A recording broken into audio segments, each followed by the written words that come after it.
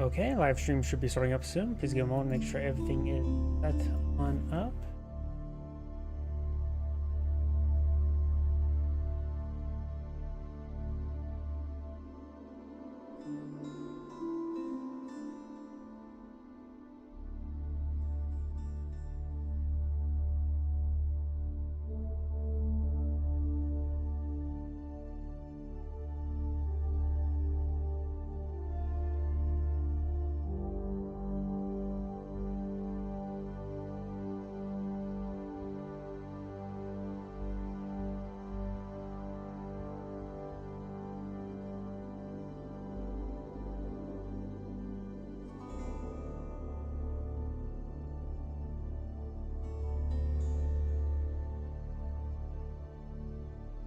Looks like everything's good to go.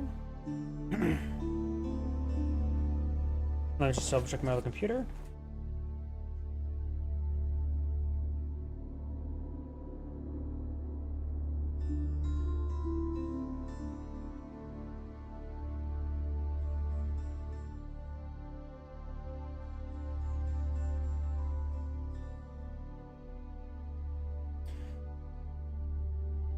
So yep, looks like everything's good to go. So let's go get started.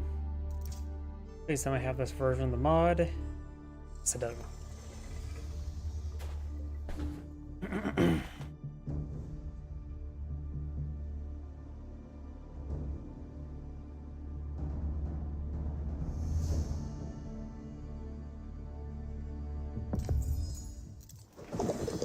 Oh, this immediately gets started. What the hell?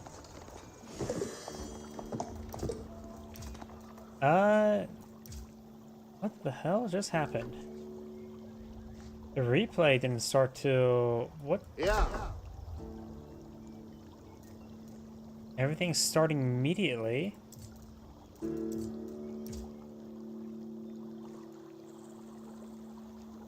Is some sort of advanced start? Huh. Oh yeah, I think there's a setting for like advanced start and all that sort. Because this looks like pre-play stuff. Nobody builds houses like this. Yeah. This is some sort of advanced start. By the way, let's go and get started then. Greetings everyone, and right here for another Age of Empires 4 replay. Spawn on the right side as the Yellow Holy Roman Empire with Lucifero N. Spawn on the left side as the Blue Delhi Sultanate with Vortex. And the weird thing about this map, I didn't immediately start recording. This may be some sort of advanced start because there's a large number of villagers out for both sides, and I all of a sudden just started hearing a bunch of sheep being bopped. So I think this is some sort of advanced start to the map. We do now have the Aachen Chapel going on up over here. We do have nothing just yet. He needs to collect a bit more food, no, a little bit more gold. Most of these sides start off like 20-something villagers. That was someone may have went for additional villagers and build queue. But there we go. We do have the House of Chapel going on up. This map starting out as a like advanced start really threw me off. Either way, let's go and talk about what's each player can deploy out in Feudal Age. Of course, the Delhi Sultanate does have access to the Camel Archer, which should be effective also versus light melee, but chance of his opponents going for another alternative, his primary unit, the early man at arms. Man, that start is really throwing me off. I am really out of my groove. Also feels like my voice is actually going out. Aachen Chapel now deployed on the field. We do have 25 versus 27 villagers. I wouldn't really start off 2 extra villagers. I don't know if the advanced start changes anything like that, but either way, of course he's able to collect the berries at a good rate. Aachen Chapel's now deployed on the field, which will allow him to collect up some of the villagers are collecting up gold faster, but also allow them to collect up stone and a bit of wood faster. On this map, of course, there's some fishies in the center of the map, so either player could claim. It could be an alternative to a secondary town center. Aachen, oh, and the Blue Empire plays almost an castle, which I think it was a fast castle for both sides. Oh, and the Delhi Sultanate player may want to eye for a early barracks, stable, or something, just so he can get that research going. Because, of course, You don't get time attacks, and it takes forever for your research to get going.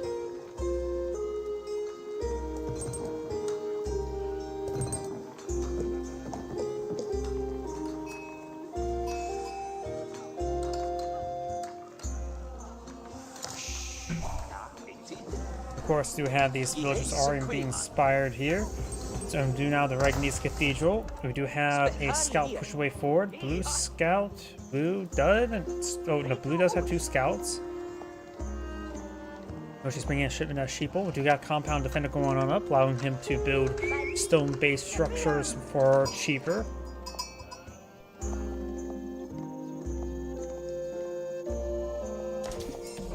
You now, of course, both sides have prelates and scholars on the field, so we may see an early relic claim for both sides. Blue's pushing forward out to claim those relics. Yellow is eyeing for this relic as well. We do have a blue scout here, so yellow may be able to claim this one. His next age will be deployed out quicker than his opponents.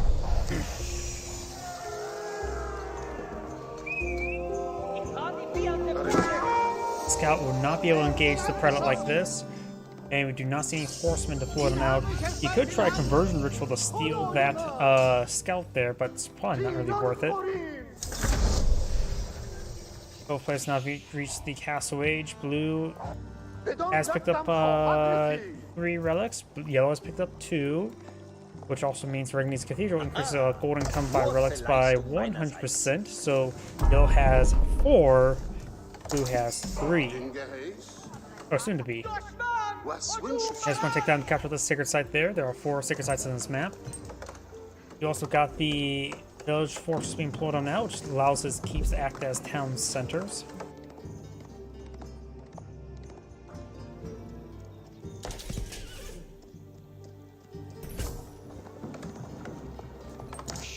Ich bin bereit zu gehorchen.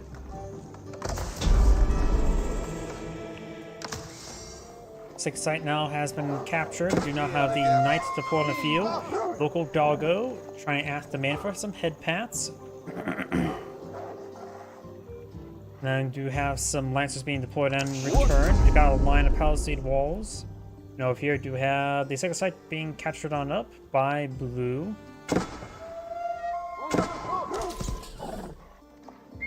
Yellow's going to try to claim the relic up north, but it has already been picked on up. The relic fight is ultimately over. It'll take a bit of time for that scout to finish off the prelate there. He probably could aggravate the boar to engage the prelate as well. Blue has now captured up a sacred site there. Pair of lancers in the center of the map. Now lancers charging way forward. Does get attacked there onto the scout. Blue scout may just want to hit yellow scout because those do both 10 bonus damage there. Lancers charging forward gains good damage on the prelates. Or prelate, singular. We have a pair of knights deployed on field. We do also have a survival techniques bunch of research for blues. Deadly assault in it. Essentially, they're already in castle age. You may want to not. I suppose going for some forest puppets will help out, but you may want to make sure he doesn't go for professional scouts. Excuse me. Blues now may lose a lance here. Knights are pursuing. Gets a good hit there. Blue is trying to capture that sacred site there, and these lancers are giving a run around to yellow's knight.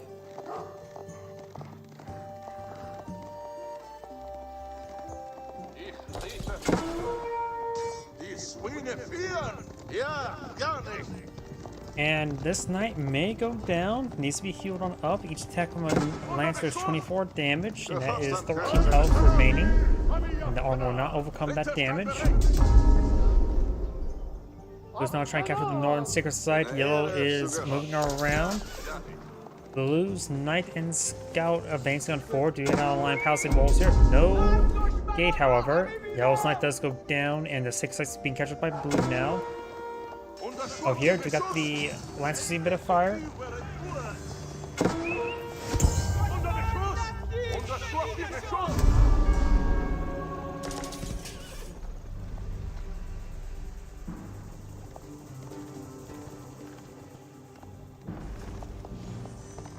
Schöne gebautes Buch. And that scout does go down. Ich tue das!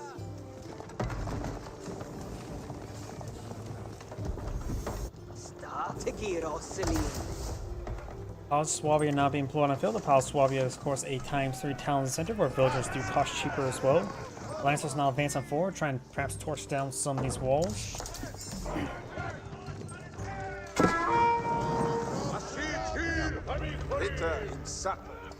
Knights pushing his way forward. These Lancers are starting to put some pressure on this wall. Of course, he can't start repairing it up.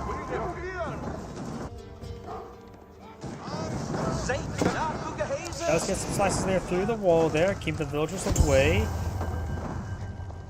Got a good number of knights here. We got 8 lancers, only 6 knights. Even with the age-up advantage, it will be a bit of time before it get out his own advanced upgrades for these units. Villager does not recover the wall there. Villager does take a lance there, and she's going to go ahead and support the knights by shinking some of the lancers, but she does go down there. We got some prelates here for healing. More knights now being pulled on out. Now we'll be on dying for these villagers there. With the Palace Swabia, that's probably perfectly fine that yellow is going to lose some villagers. A couple villagers are going on down. And it looks like blue is getting forced on back. Couple lances now pushes away forward. It's got the Octane Chapel here. Has not taken time to clean up the stone. If he's cleaned the stone, he can go ahead and put some farms out there. Lancer versus Knight. Villager does go down there. We'll find a couple more villagers there. He does not appear to have textiles research. And these Lancers will be cleaned on up. The number of yellow villagers have gone down. 11 of them. However, Palace Swabia can easily rectify that. Additionally, his opponent only has 1 town center at the moment as well. There's 4 versus 1 town center at the moment.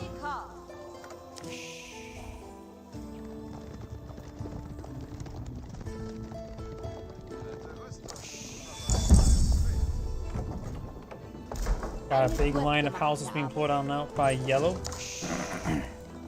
The Lancers now pushing their way down south, trying to get another engagement. 6 side here has been decaptured. The Elite Knight is on the way, but of course, got Alliance is already here. And a nice charge attack there, takes out that 1 Knight. And this Knight will go ahead and go on down.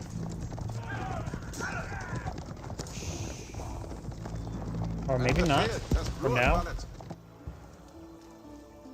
Blue's doing a good job of cleaning up some of these berries. We do not have a keep here, making them up to 2. Nope, make that 3 town centers. So the villager count is actually quite similar. Or counting, I should say. Of course, the Palace Swabia does have... Yep, it is. For some reason I got the number 17 mixed up with the train time 20. But yeah, 17 food per villager, so it can quickly deploy a large number of villagers for cheap.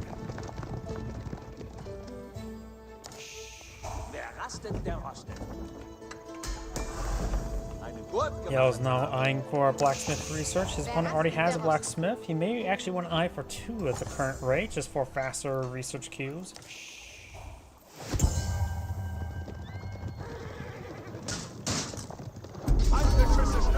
And that Imam or Scholar does go down there. This 6 site being recaptured. So far, no 6 site is currently captured, though this one is being captured up, and the Lancer getting some much needed healing.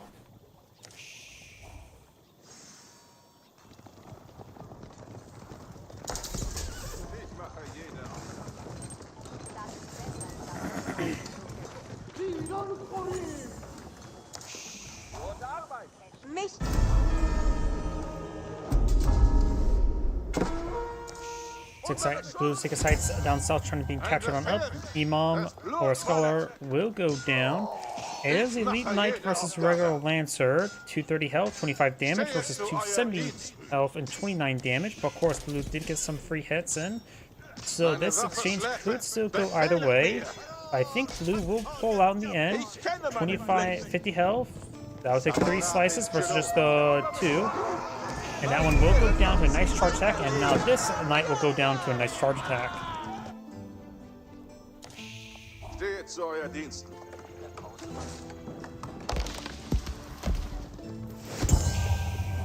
Feindesschüsse stören mein Ross. Sänger werden meinen Sieg. Another loben. imam or scholar does go down. We do have stone walls being blown out over here. Just make sure this area is secured. And now do have the Age 4 Palace of Sultan being blown on the field, which will give him access to gunpowder elephants. There's plenty of population space for them. Additional keeps are not going on up.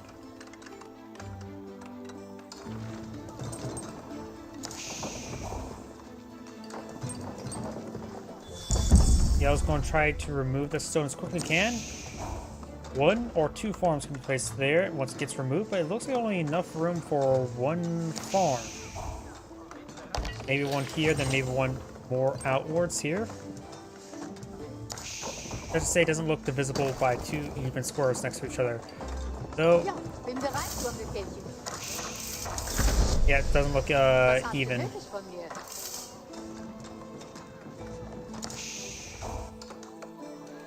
Both players are now in Peel Age. Blue's going for now a secondary line of walls. This area will remain open for business. We do now have a bit of stone down here he could perhaps potentially claim. Blue has plenty of gold within its borders. Yellow has gold within its influence, plenty of gold within its influence. As well as good deposit gold amount here as well, so yellow should really eye to be aggressive towards this region because of the forest puppers. Gotta keep them alive, right?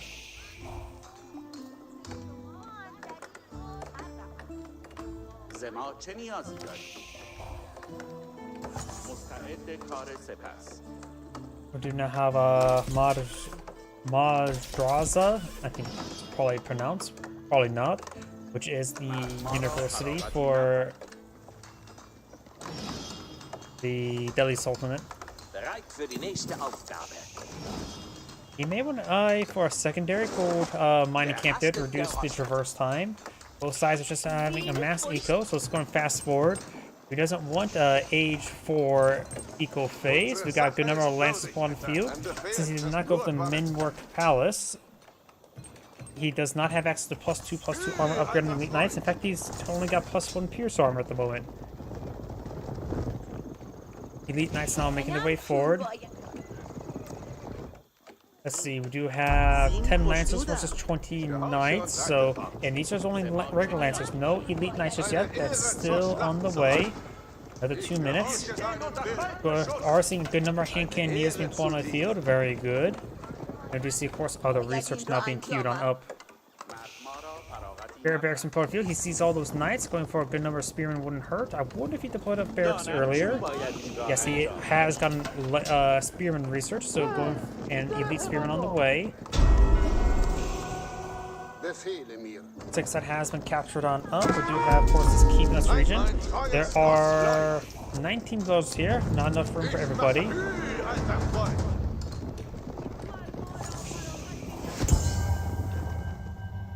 Feindesschüsse stören mein Ross. Down south, the Scholar's now seeing a bit of fire. Is this Scholar moving faster than normal? Is that Scholar moving faster than a Knight? Yes. Can Scholars run that fast? Very Scholars run faster than Knights? Wir Ritter I sind did bereit not zum know that. Vorwärts, Ritter. The Elite Lancer upgrade is not available for another 35 seconds. Let's get a good charge attack there. Gonna fall back there. The number of forms to region got a couple of Spearmen against forward. They also got the Sultan's Tower Elephant now put on the field as well. The Crossbow War Elephant won't hurt as well. And the Armored Elephants do have bonus damage to cavalry, if I remember correctly, as well. So all the elephants can counter cavalry quite easily.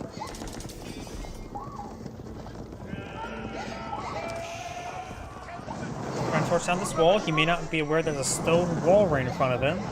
Nice to have the greatest vision through their very, very heavy helmets.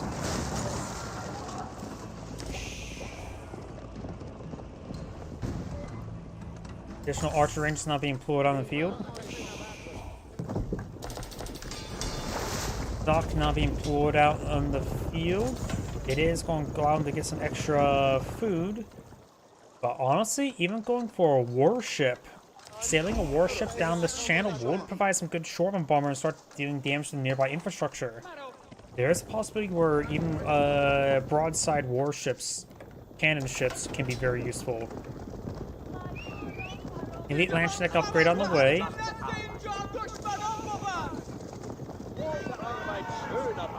More gunpowder elephants being put in the field. This 3, I think, actually means 1. Maybe miscounted because the units at the back act as a garrison unit, like a half track from Computers 2. So counts them also individually as well. Ritter, vorwärts zur großen Ehre. Haltet Wort der Ordnungen, Ritter. There's got a number of elite spearmen here, which will be very useful for the Lancers. Blue has a good number of villagers up front. Blue does have a superior number of villagers as well. And those villagers are all going to be dead. Oh. Well, 2 remains, and 2 will survive. Of course, we do have a keep here, fighting some good amount of damage.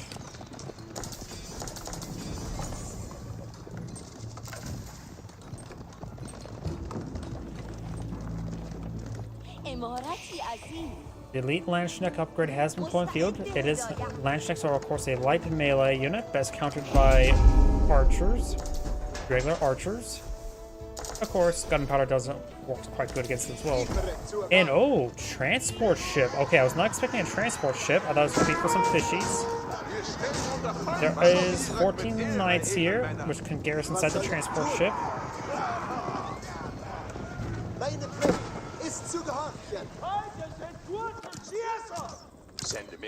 Elite man-at-arms spawn in the field, which of course they are sporing the 2-handed weapons and the blunt weapons, giving them a large amount of extra damage, especially versus heavy. Not just something went down there. One man-at-arm does go down to the keep. And now I do have a bombard emplacement there, showing that lumber camp who is boss.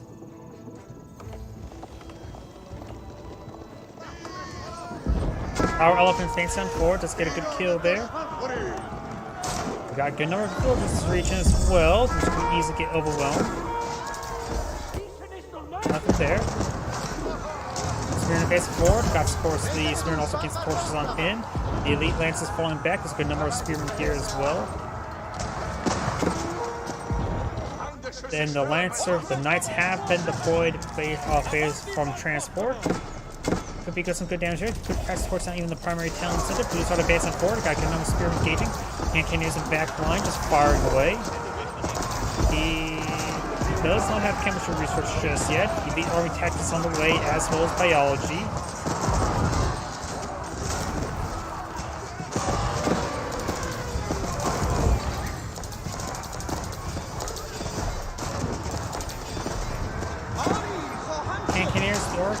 Didn't see some damage there. They need to make sure they maintain distance. Villager does get gunned down there. Some of the spearmen being gunned down as well. These knights are still moving around, taking some kills on some villagers. Blue has 106 villagers at the moment. Yellow has 122. This gold deposit still being cleaned on up. Got a handful of outposts here. And this is a large, yeah, that was a large gold deposit, the 8,000 deposit. This is just the 4,000, so he is seizing all that gold. In fact, both sides are running out of gold pretty quickly on their side of the map.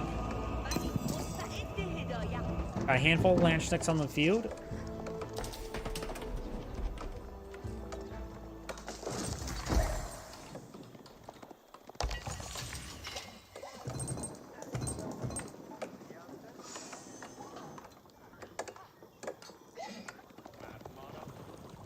Bereit zum Befehlchen und auf Ehre. Transport ship being torched down could be useful. You can always deploy another dock way over here. There's also this gold deposit still in the sphere of influence, and this gold is untouched by both players. This gold hasn't been touched either as well. Not sure what went down there. That could have been for a keep. But a couple sprinkled outposts here, maybe just enough to stop any more transport shenanigans. Blue does have at least one gunpowder elephant. Does have an armored war elephant being put on the field.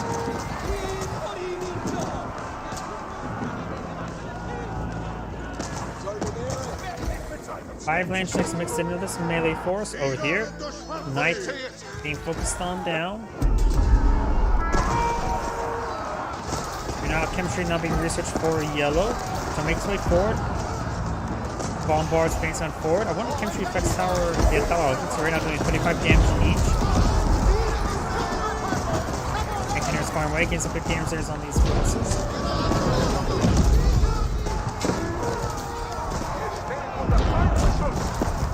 And Kenner's Soto stepping away. Do now have the War Elephant point of view, which is Spears do. Bonus damage versus Cavalry. But it looks like the War Elephant will get focused on down. It is classified armor, so the balloon power man arms will do bonus damage for Sith, as well as Spearmen. Bombard advancing forward. Blue is sending forward a scattering ram as well. Does avoid that Mangonel shot there with the hand cannoneers.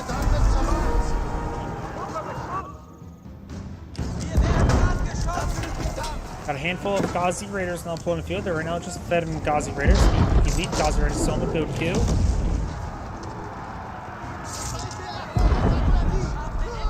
Spear brace does connect there.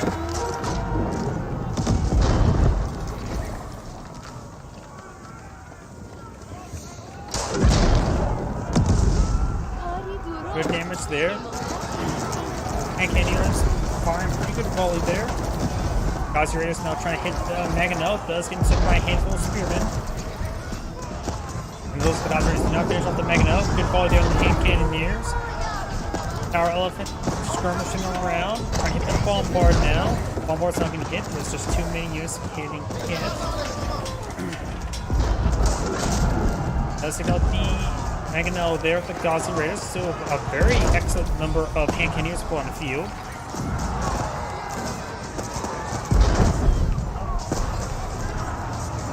Ghazi Raiders now overrunning the Bombard. All the Spearmen and Horsemen trying to stop them. Bombard does go down. They're now trying to seize the wood in the center of the map.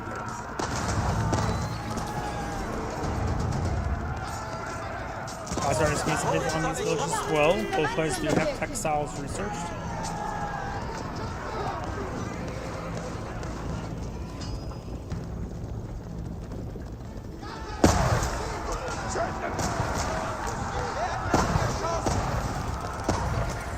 Kills there. Yellow's not going to try playing this central wood deposit. Yellow does still need some wood. He's been spending it. Blue does have small reserve wood. And we got these lumber camps now starting to go on down. Ghazi Raiders advancing forward with some hand cannoneer support. Does gun down a couple of these units. Spearmen and land checks now advancing on forward.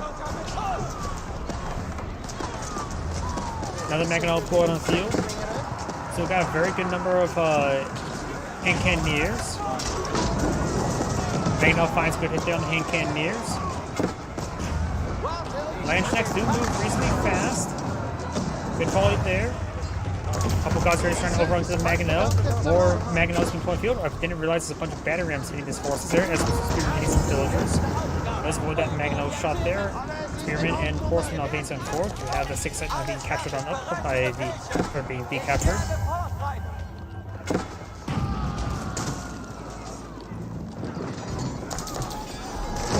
And Yellow's going for a large number of Mangonels. There's 4 of them out in the field. We're just going to rip apart this light force, both Spearmen and hand cannoneers. A couple Lancer Horsemen advance forward. We'll see the Spear Race there. We've also got some man arms engaging as well. Trying to overrun the Mangonels from the flank now.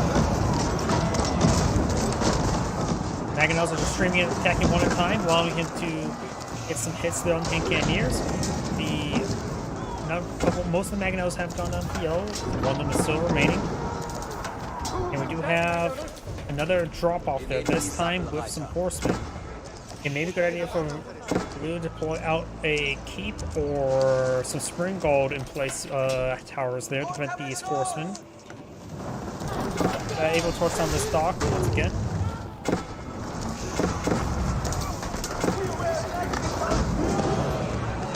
Let's get a decent hit there. Multiple good hits there. Ooh. And now those hand cannons just getting ripped apart by the Mangonels, who are firing staggeredly. Repairing up the Mangonel in combat, very good. Though looks like both will get overran. Yellow's army value is having trouble being maintained. He's at 5,000 points at nearly 2,000 or 20,000. For some odd reason, this is not currently queued on up. All these horsemen start going down. Yeah, apparently it doesn't queue them up. The infinite queue doesn't queue up. There's no spare population. Interesting. So then just say maxed out.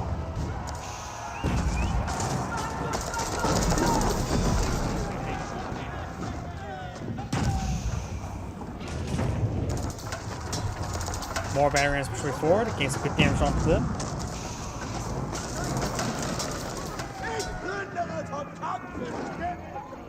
Up north, yellow, blue's now eyeing for another keep. He's aggressively cleaning up all the stone.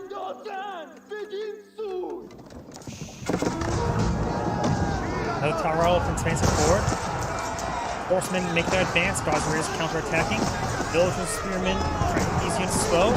Mangonel finds good hit there on the Cannoneers. Mangonel does go down. Another keep being pulled on the field. Another Mangonel being pulled off by yellow. Does have a cannon placement here as well. Couldn't she use mercy repairs, but there's no towns nearby, nor has gotten any for any of these additional research.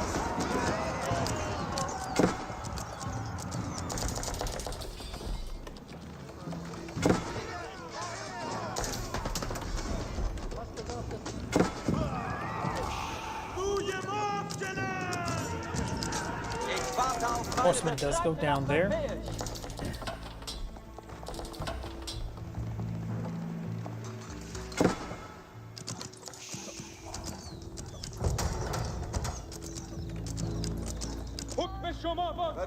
Handful of spearmen and man-arms pushing up north will fund the keep up here. This gold's not being claimed by yellow. And there's still quite a bit of gold left on the blue side of the map. He's mostly just been producing a lot of Gaza Raiders at the moment. Does have a good number of hand cannoneers queued on up. This gold up here has not been partially been touched, nothing too significant though. Gets a hit there. Bombard, spearman's not advancing forward.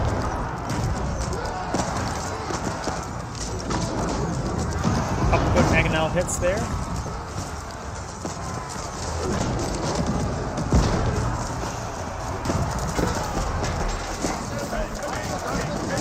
Got some good spearman hits there. One bombard does go down. Power elephant advancing on forward. And it looks like yellow will hold. The military force on both sides are quite similar.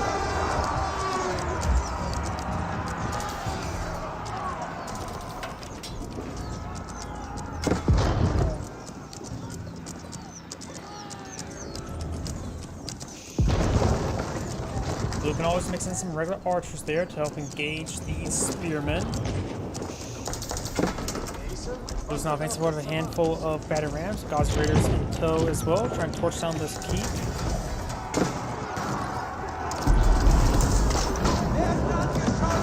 Full hits there onto those forces. Mangonel does drain wide. Gaza Raiders now trying to push it forward. Spearmen is trying to play around the Mangonels. Got a good number of battery rams to break through the keep. We'll get some hits there onto these Gazi Raiders. They did really find out when to hit one of these Mangonels. It looks like they're getting pulled apart by these spearmen. A couple villagers will repair up this Mangonel in combat. Keeping it alive for now. One Mangonel does go down. Another one does get gunned down. All Mangonels are down, barring a fresh one just being pulled out on the field. Blue's however is now falling back. More man-at-arms not being pulled out by the Golden Empire players, trying to transition to his man-at-arms. Forcing these Mangonels to hit these Cannoneers.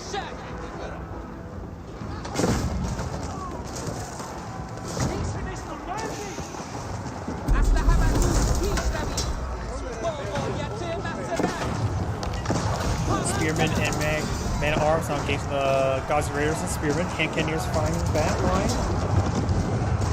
Good Mangonel shot there on the Hand Cannoneers. He's supposed to make their way forward. One horseman does go down. Spearmen now advancing. Gets good hits there.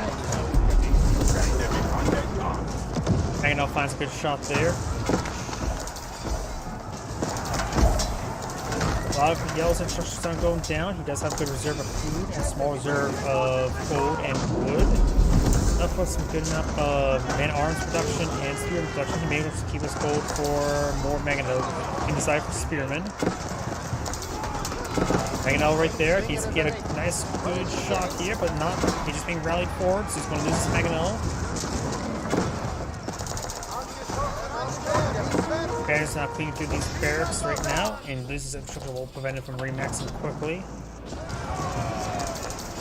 Right now, his army size is smaller than his opponent. One fighting near the keep.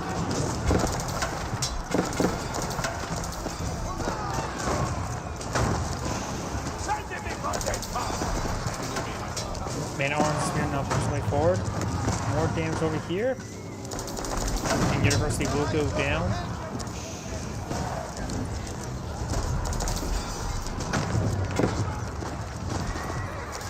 He has plenty of wood at the moment, needs more food. Rocking Chapel's trying some good collection.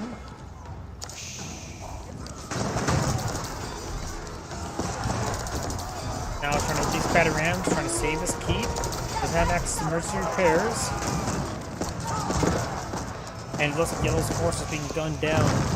He may want to start putting out some additional barracks over here. Because right now his big spawn is the remax, and he just lost too much infrastructure now. A big wave of horsemen hurt, but the right now problem is it's lacking food. Blue does have a pair of keeps up here, trying to clean up more of the wood up here. And Yellow does go ahead and back out the game. This is Angrade saying thank you for watching, and on to the next replay.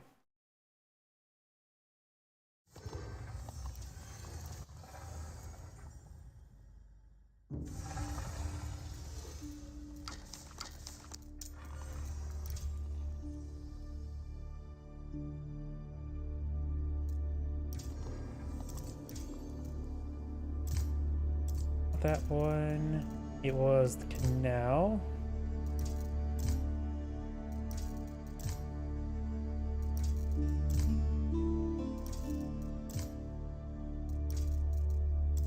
Let's see, September 2nd. Is that this week or last week? Or not September, October 2nd. Okay, that is Monday. So past day. Here we go. Before I get started, I'm going to just grab a nearby energy drink. I'm a little bit, I don't know why, I'm just all of a sudden hit by a bit of exhaustion, so I'm going to just grab an energy drink.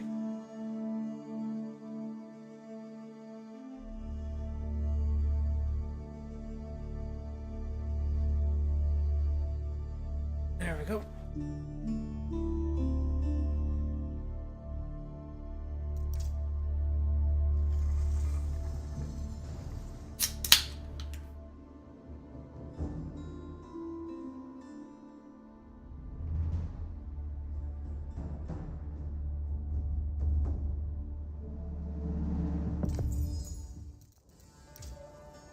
Greetings everyone, and Grade here for another Age of Empires 4 replay. Spawn on top left side as the blue Holy Roman Empire, we have Vortex.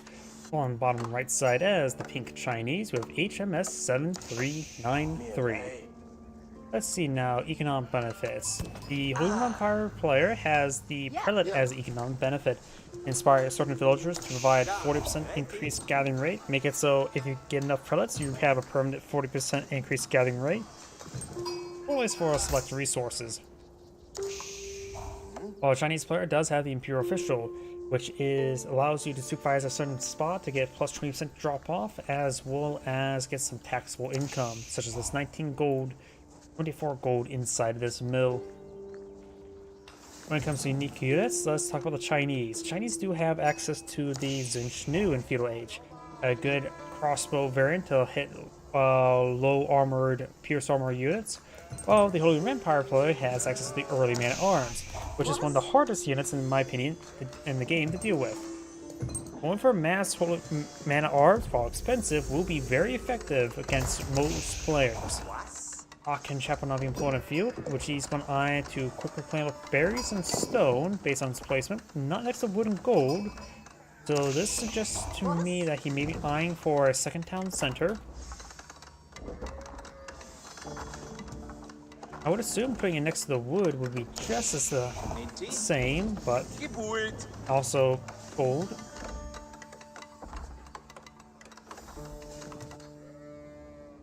And now do have the Imperial Academy going up, a later feudal age for the Chinese player. Ja. And got a good number of villagers there on the stone, so yeah, he's definitely going to be eyeing for a second town center.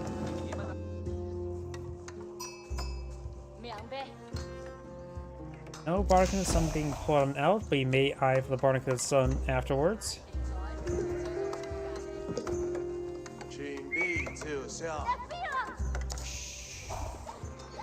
Ja. He hunts. Ja. Inti. Handful of sheep will have been delivered back on home. Of course, they are in the radius of the Aachen Chapel, get increased collection rate. And that should be enough wood for another town center? No, it's four. What? Oh yeah, he just got it queued up right there. And so you will have the Aachen Chapel in between both town centers, so he will have good placement for farms.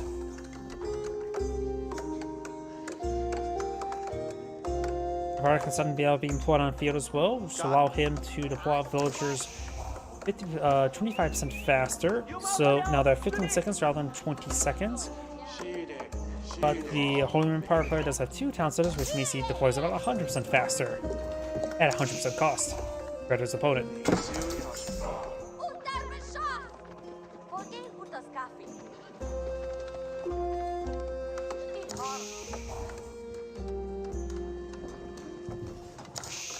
You now have another outpost going on up over here. And now you got a line of walls here as well.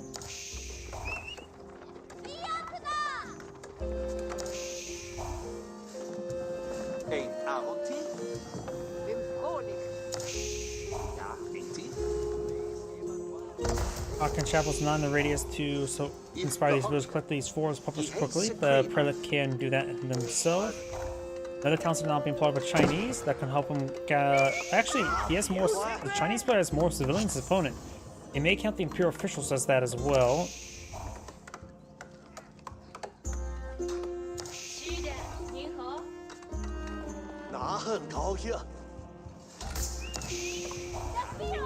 I suppose as well as the song density allows him to keep up with his opponent for a short amount of time. But now the Chinese player does have 50% more talents than his opponent. And it looks like we're going to see faster castle for the Holy Roman Empire player. It's probably going for the Regnitz Cathedral, but could go for Bulwark, Bulgrave Palace. Both are going to be very useful. Let's see where these villages go in. Another...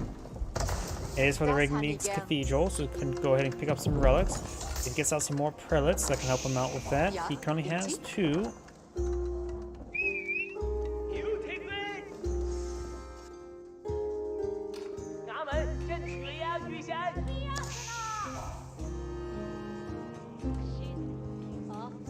I want to apply another mill over here. These villagers are a little bit far away, but he is collecting...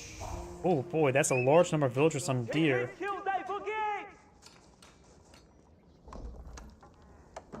You got a good number of archer rangers being employed on field. Crossbows will be useful versus knights. He's probably going to be facing against knights.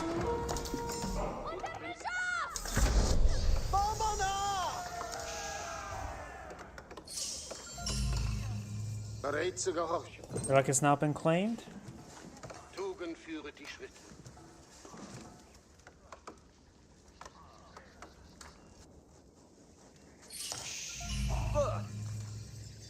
Multiple relics are now being claimed. The blue has picked up 2. Pink has, of course, not advanced next age yet, nor does have the landmark deployed on the field. Going to fast forward a little bit. A couple farms going on up as well. And all, oh, looks like these forest ones not being cleaned on up. You can always put some villagers in these berries, as well as berries over here. And now do you have the astronomical clock tower being put on the field. Knights do push forward. Bit of a stab. That's knight number 1. There's 3 on the field. 2 more on the way. Has a handful of hardened spearmen. Leiber.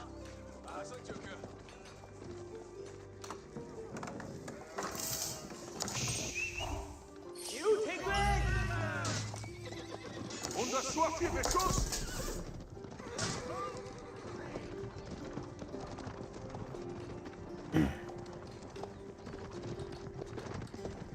Relic number 4 picked up by blue. Local doggo demands head pass from the prelate. You know, do you have astronomical clock tower almost completed? You know how the second site being touched by this monk or relic? And now do you have blues knights now moving around? 我很快就能建造好，我会为您建造。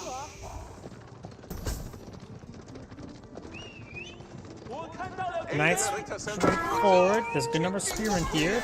He will be trapped. There's no villagers around here. All the way down here, yes. Trying to pull out a granary now. Villager does get impaled there. It's going to need more than 2 spearmen to deal with these forces. Got a pair, or yeah, 3 crossbows here. Scout does go down. Don't have to go ahead and focus down those spearmen. Good damage there on that one knight. More spearmen being pushed on out over. Takes out one of the knights there. Now it's going to be pursued. Pink does have a slight village advantage.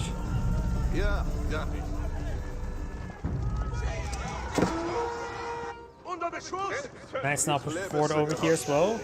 There are 10 villagers here. Not enough room inside the Bardic of the Sun, so some of them need to get inside the village.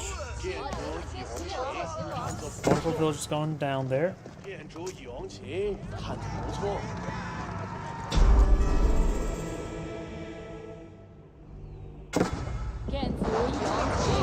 Good damage shot there by the Clock Tower Nest of Beasts. These units all quite wounded. One does go down, the other one goes down. This last one will see some good damage there from the Bardic of the Sun. Nope, does skirmish around. We've got some walls over here, so you don't have to worry about flanks all too much.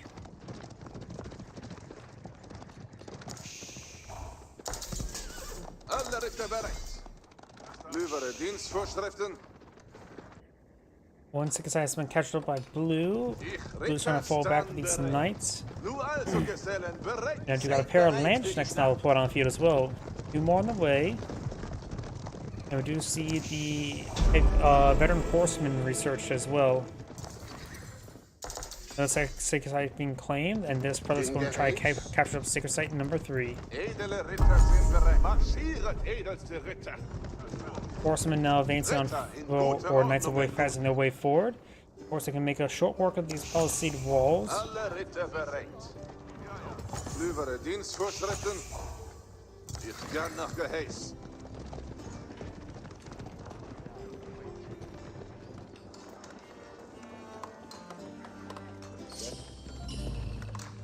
Ich riete fort. Ritter in Sache. All the 6 sites have been captured.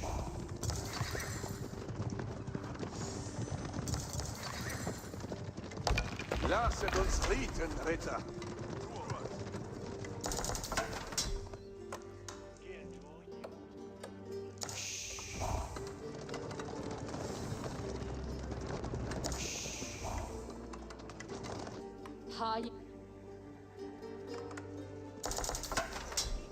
Got a good number of crossbows here. Well, I could use some more spearmen to help protect his units from the knights. Double Clock Tower Nest of Beasts will be useful versus his opponent's spearmen. And right now the Blue Empire player is mixing a large number of Landsknechts. See, yep, more ones in the build queue. And looks like he's going to put this relic inside this tower here, which will be a Springald and fortified outpost.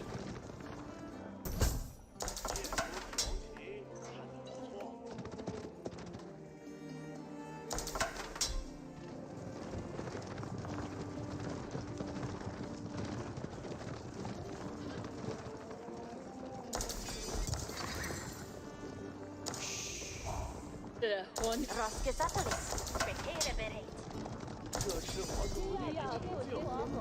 Spring Gold emplacement has been researched. 我应该会比我更长寿。我应该会比我更长寿。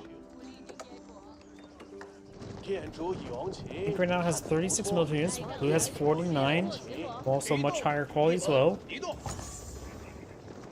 More crossbows in the build queue for Pink. This regular archers at this point in time would probably be pretty good. 准备好武器，前进！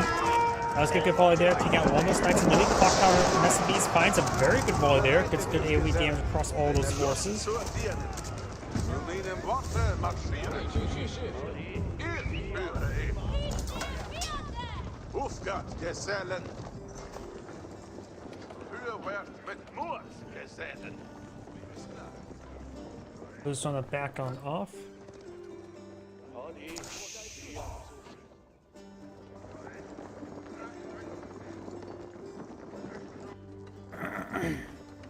Now, do you have the Palace of Wabia now being employed on out? Goes to design for his Imperial Age. Couple of Clock Tower Nest of Bees. Let's get a shot there. Got a limestone walls trying to deploy it on over here. And it's pretty far wide, so you may be eyeing for. You could be eyeing for a bit of trade. I don't really see Holy Empire players go for trade all too often.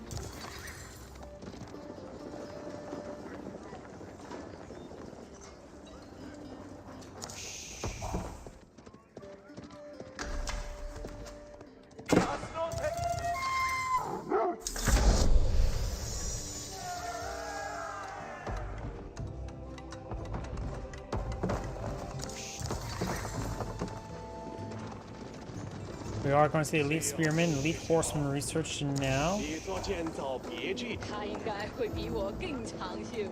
Pink's army is in this region, so could be able to get some good damage here if Blue's also advancing, but looks like he's making his way away from here. Welchen Befehl hast du? Horsemen is trying to torch down this palisade wall there. Pink is not responding to it all too well. Pink has this also small force here as well. Wir stehen bereit zum Which one Befehl. does find a spring gold.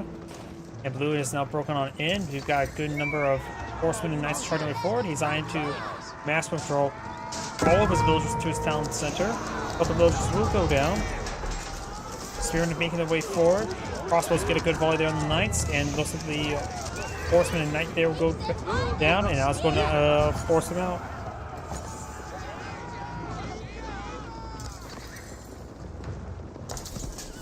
Pink will need to interrupt the Sacred Side victory sooner rather than later. We now have a coal run deployed on the field, which will do 185 damage versus Siege. The Clock Tower Nest of Bees do have 210, so it should be able to sustain a shot from the Culverin. Plus, we've got this Siege, Pierce Armor. Culverins do Diese für den Handwerk? range damage, pierce damage, not siege damage.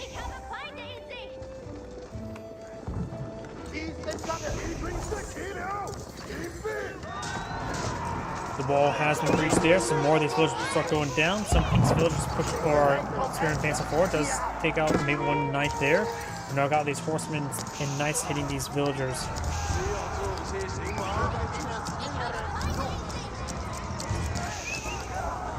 Does get some good damage there, force him back. He will start torching down some of these farms, so it does manage to escape through the openings. Bewegungen. Neue Befehlchen. 14 Landsknechts here and 16 Spearmen. Right now the Landsknechts are doing 19 damage. I know they can get up to like, they get like up to 32 damage last time I checked. And then they get everything researched. They can do some absurd damage. I know they can mass number of Landsknechts. Will be a mass number of Keshiks in 1v1. Good shots there.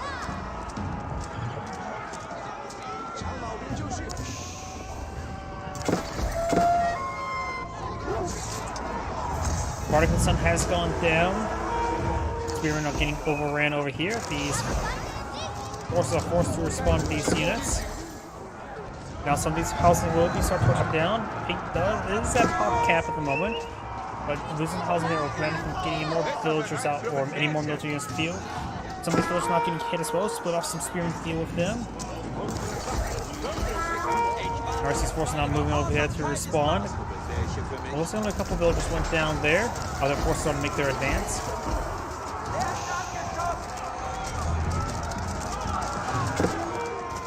Hawkeye and mess of bees. Find a decent hit there. Find an okay hit there. However, does get a hit down the Hawkeye and mess of bees. And Blue does fall back from this region. He did get clean up over here. Ironforge keeping this region as well. 6-side victory, 3 minutes. Culverin could get overran. We're seeing some crossbow fire.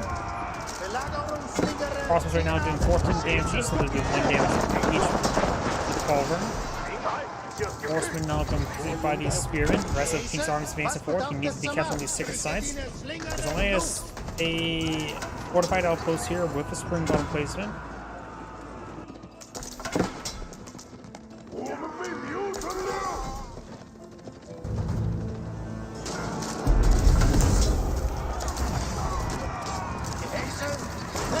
Going down. Massive hit onto these crossbows. Does get a decent hit there. These forces still being hit, but no spear pursuing them. Spear now trying to push away forward and over on the Mangonel. Mangonel finds the volley down. These forces does get a pretty good hit there on the crossbows.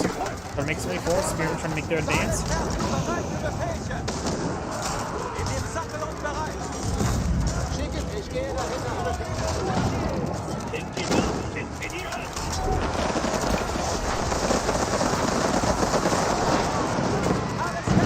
Horsemen do go down there.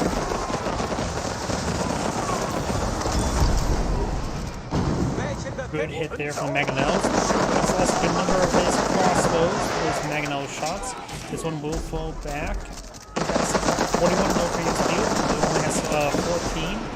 Going for more Landsknechts, more man-at-arms. They are elite man-at-arms, so they're not elite Landsknechts.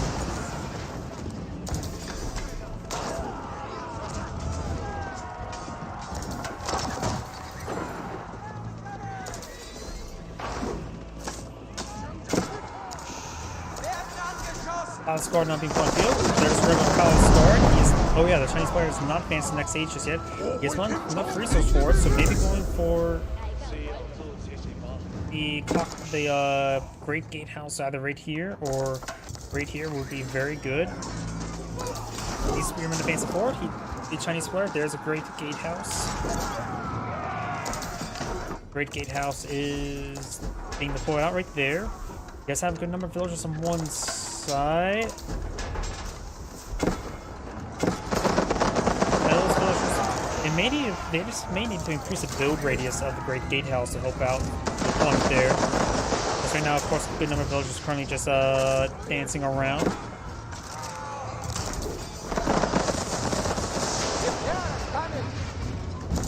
The Great Gatehouse is almost complete and is a great position there, and maybe it will cover the 6-side entirely. Gets a pretty good volley there. The Great Gatehouse does have 2 nested bees and placements, which also do double damage as well. 15 damage as opposed to 10, so 50% more damage. But it does have a burst attack 16, whereas burst attack of 8. In other words, it may do have the rockets of 2, but it really does a damage of 3.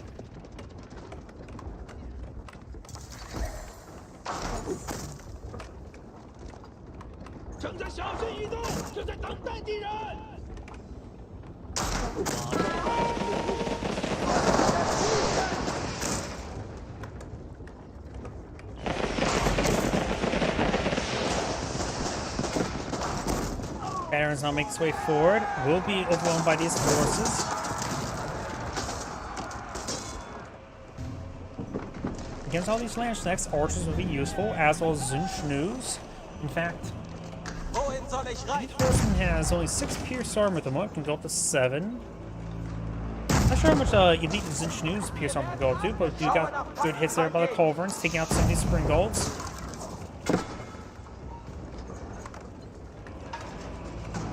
The Chinese player can always garrison some units on top of these little wall segments as well.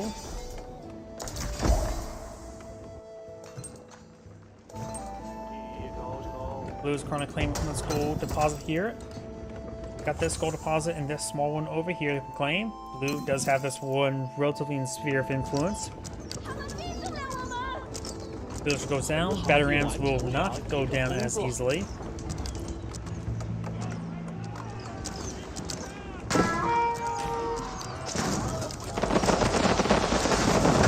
Good damage on the keep. He's going to really try to quickly take it out. He should be successful. Elite force now moving around. Got another keep being pulled up by Blue. Near Blue's other keep. Pink may have vision of it as well. You now got bowling oral not being researched. Veterans will start making their way forward. He has enough forces here for escort. Does have this gold mine upload. Massive hit there on those little spearmen and lance necks. They're trying to run over to the Hawkeye SPs. The man at arms do have blunt weapons, not too many weapons at the moment. And a good number of those Hawkeye SPs will go down. Good, it's there.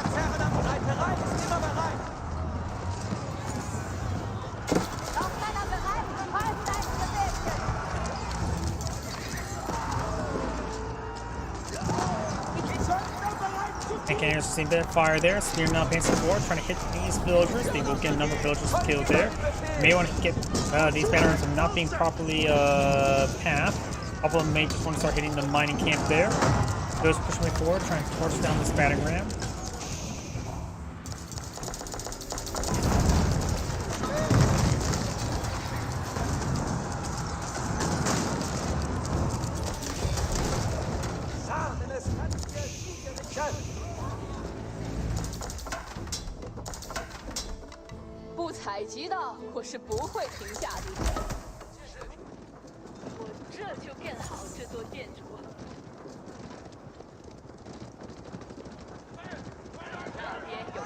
Do of course have a university here. Elite arm attacks not being researched. No spear brace there.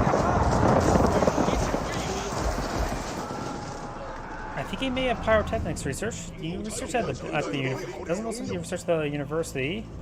Not sure if you researched it at you researched it at the what's it called archery range. He does not have it just yet, but he is going for some cannoneers. He has a good number of spearmen. Not really going for any more palace guard.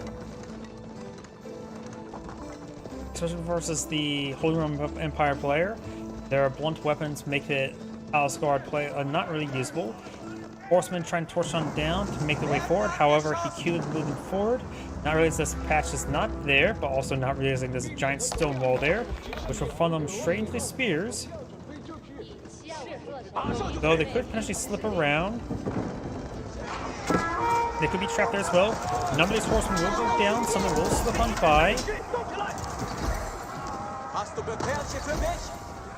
A horseman will slip on through. Only some small forces clean it up. Villagers see a bit of damage there. Oh, something to look as well. Look at the wood placement on the map. We got this one here claimed by pink, this one claimed by pink, and the last one for pink, this large deposit, is right here. While blues was like back here, was there, and was there. So a lot of pink did get a little bit bad luck with the wood placement, but there's also some good amount of wood in this region as well. If the egg is cleared up, we should be able to get some good wood income. Though you're starting to clean up some of these small deposits. A large number of small deposits. We do have a keep over here.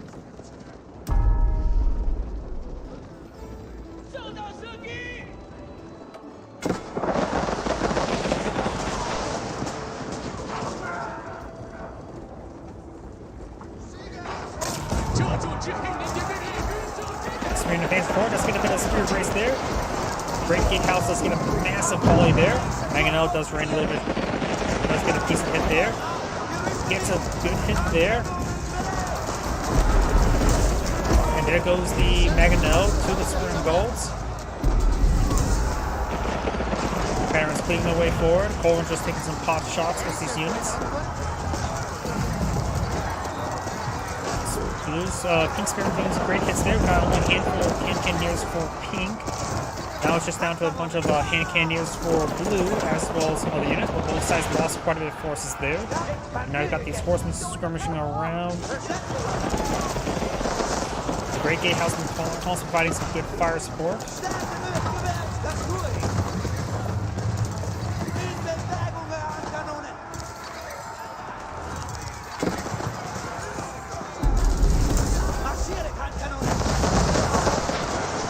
Those not charging their way forward, trying to torch out some of these culverins. He's not eyeing for a forward keep here, but it's going to take a large number of hits there from these other forces. Culverins, they do not do well in buildings, but still, 102 is still pretty good against buildings.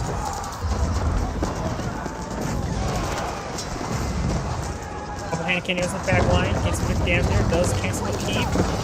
We're now advancing on the way forward, trying to hit some of the blue hand cannoneers. Great Gatehouse still pretty healthy. It's good hits there on some of these horsemen.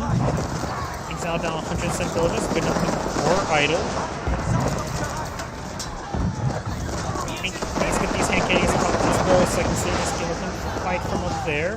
Because right now they're just getting overwhelmed. Fighters straight forward, and over here you got another keeping for them out. And melee range of between the other keeps.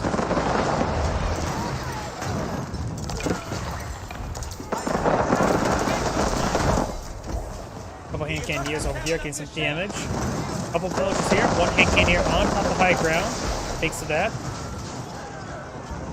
We'll get some additional damage. Get additional damage and range.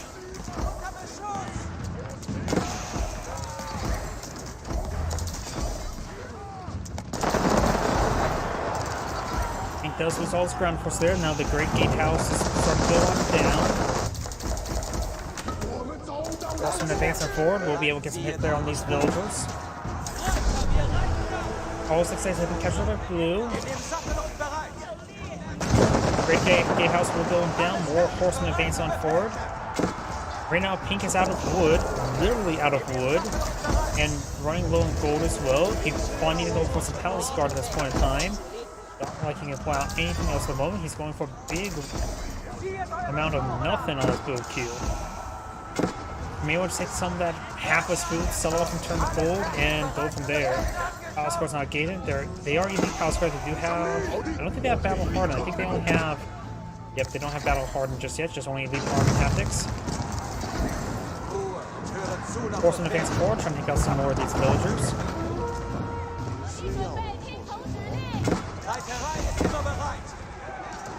And Cannoneer will go down there. Palace Guard charging way forward. Gets good damage over here. That'll keep him pulled out by pink.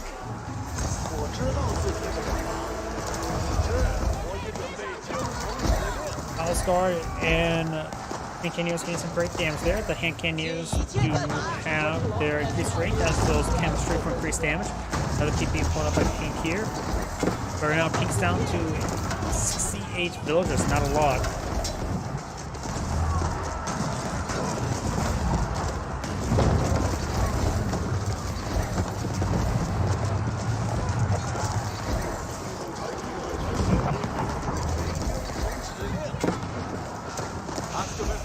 Good damage there. So to make his way forward, I think blue has secured the game. Yep, pink is now getting some wood income right here. Trying to go for a big wave of spearmen as well as Palace Guard. But now the food line's getting interrupted. Dreadbot keeps everywhere, but the battering ram from the front line are completely through everything. And it's running out of population. It's running. Its population, max population space is starting to go down.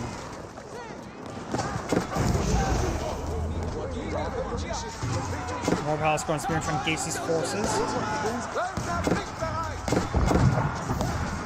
Yep, right now the Elite Lance Snakes are doing 20 damage.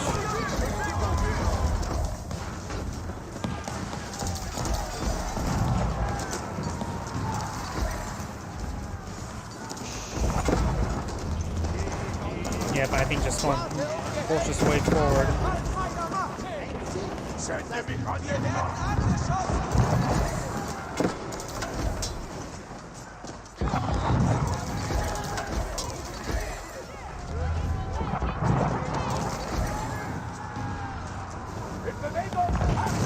maybe chatting at this point in time, because I don't think... Yeah, there we go. This and grade saying, thank you for watching, and on to next replay. And before I start the next replay, I do need to use the restroom. Please give me one moment.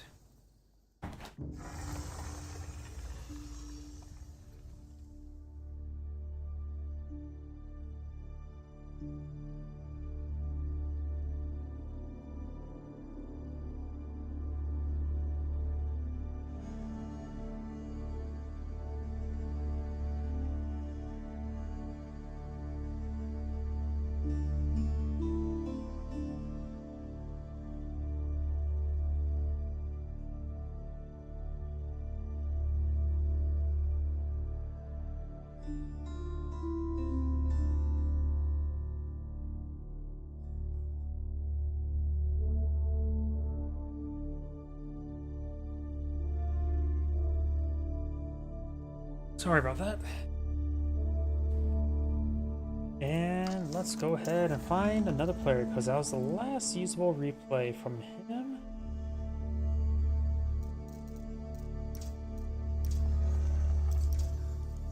Hidden.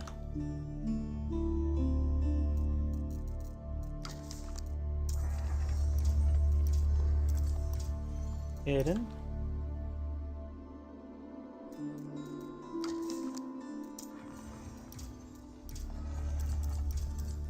Hidden.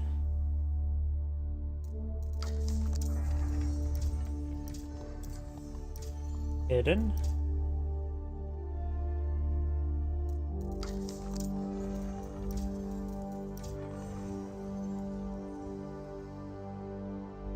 Okay, maybe that's the right person. Yep, and got replays here as well. 29 minutes.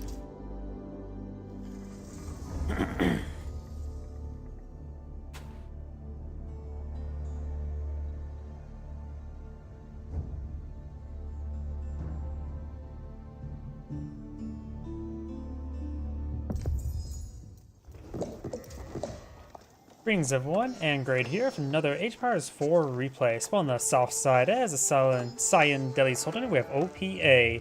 So on the north side as the Blue Roos, we have the Keep Master No More. This is of course the early sort of start. I'm not sure what it's called. I honestly should look at the name, what it's called. But if you look here, he does start out with a mosque, while his opponent does start off with a wooden fortress right next to a wood camp there, so he does have increased wood drop-off. Interesting. Hunting cabin here, not exactly well placed. Also next to the wood drop-off, so the randomized engine must automatically think, just put the hunting cabin next to the wood drop-off to get a little bit of extra coin coming on in. It does also mean he can get wheelbarrow and horticulture out immediately. Do not have the Golden Gate now being employed on the field. Very nice. I always like to see that opposed and rather more common Kremlin, though I haven't really played much or at all in the new patch. I wonder if the Golden Gate is more common now than the Kremlin. Or maybe the Kremlin's not really that important at this moment, because he does also spawn out of a wooden fortress and you only get defensive benefit at that point, rather than a wood benefit as well. The wood benefit's already just covered. You got done with Faith not being deployed in the field. Acts as a moss, produce scholars at a 50 gold discount, so rather than, what is it, 130? It's... We are 130, it is 80. Multiple blacksmiths now being employed on the field, allowing for master research.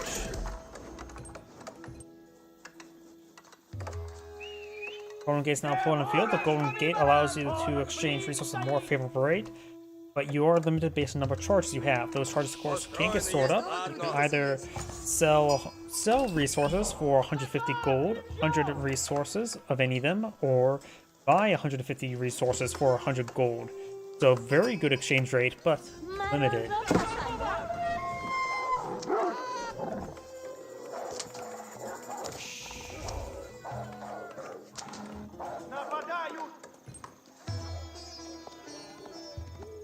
Cheapo following that scout victory. Barracks not being employed on the field. And let's talk about what unique units both players can employ on the field. The Deadly Soldier can employ Gazi Raiders, a heavier hitting horseman that hits harder but slower with a bit of extra health, versus the Early Knight, which is a Early Knight. The Early Knight will be a Gazi Raider 1v1, but the Gazi Raider can fight them a bit more effectively with +2 damage versus heavy. Not great, but not bad either. If we give 1v1 comparison, that basically is 14 damage every 2 seconds versus 19 damage every 1.5.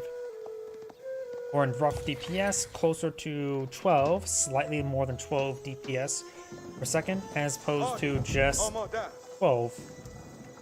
Wait, is it both 12? Okay.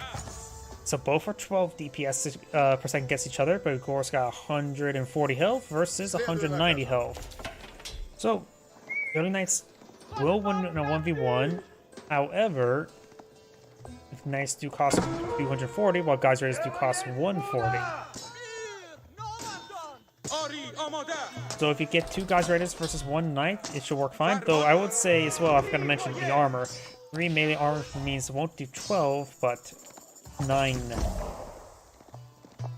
So 2 Gazi Raiders will be able to defeat 1 Knight, while 1 Gazi Raider will not defeat 1 Knight.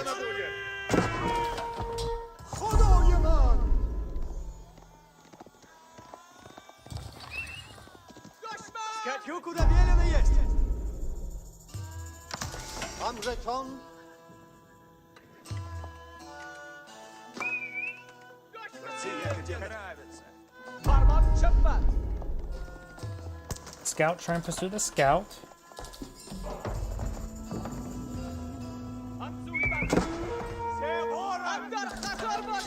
And Cyan's scout will go down, giving Blues free sheeple.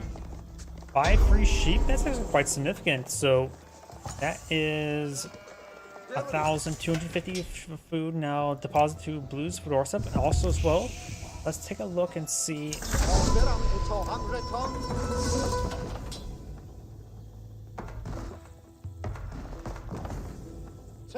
Yeah, but I was just going to read that. I was going to say, let's take a look, see what the trade bounties are at. Blues at 350 trade bounties. I wonder if a different start makes it so you start with more trade bounties.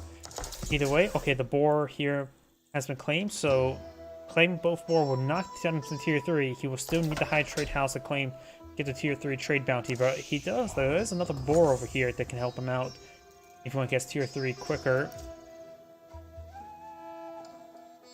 A good spot for the high trade house would probably be near this wood deposit. Maybe even right there? Question mark? Probably not that great though.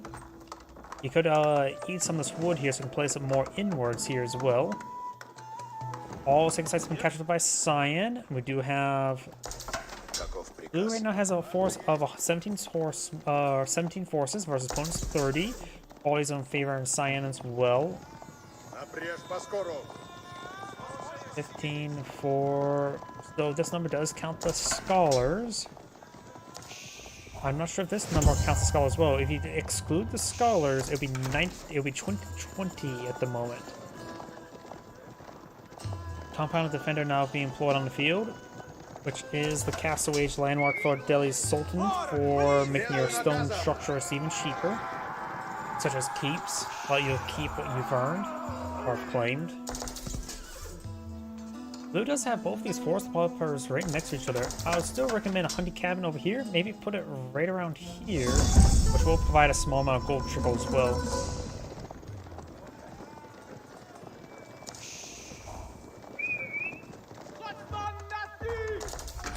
And it looks like Blue's now on the claim of 4. Gazi Raiders Advance 4 does not get any villager kills there, and we'll get some arrow hits there. Oh, and that Gazi Raider will live with 1 health. Immediately advance on 4 once again. Blue does not have textiles. And these villagers are getting hit significantly. He's not paying attention, so this is a pretty sizable loss right here. All those villagers go down. That is 6 villagers down, possibly 7 as well.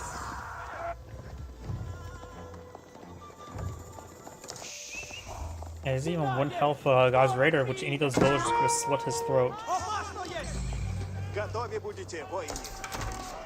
Got good number of knights here. Blue does have a second town center, so the villager count is now even. But still, it's something you don't want to have happen.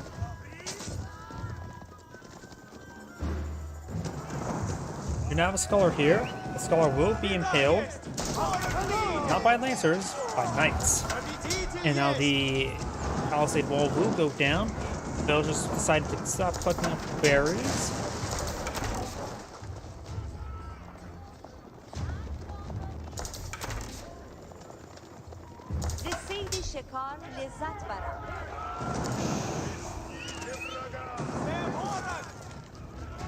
Готов, если наказы исполнять, как угодно едет.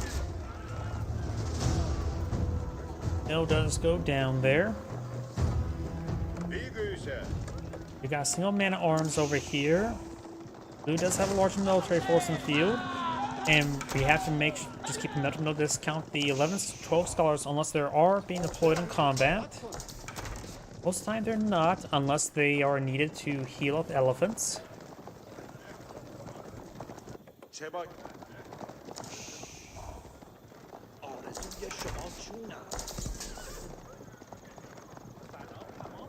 Rizpah is not advanced up the next age as well. He is very far from it. The Golden Gate has been utilized for trade. He has to go ahead and bought himself some food. Food is good.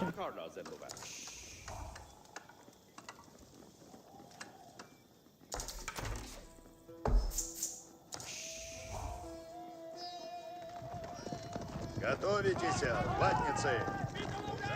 Nice now push his way forward and torch down this wall.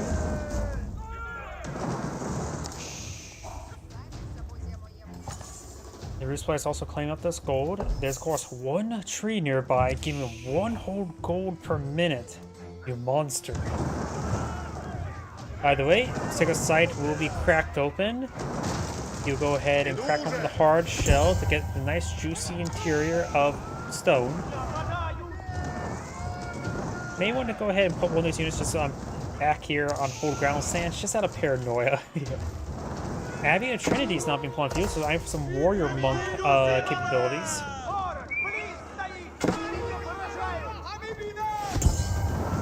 These knights are Lance Advance on 4. He does have a timing capability since he's been age 3 for such a long time. He now does have higher quality units. So then again, Lancers don't require any research in this age, do they? So never mind. I suppose still technically a potential timing. There's a very, very late timing at this point in time.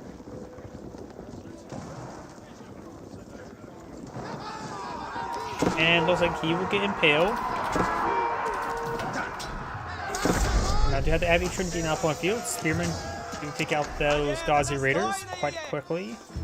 Abbey Trinity is the lesser scene of the Castle Age landmarks for the Rus.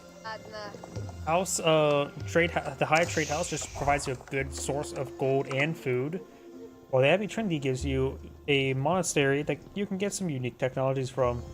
The first one is standard, but the other two are unique, even among 4 Rus.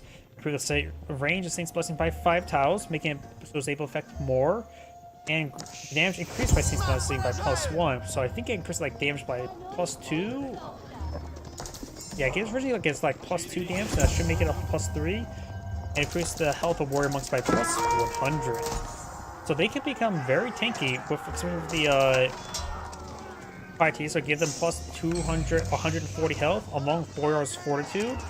You're looking at about additional +160 health on them. They can have like 400 health.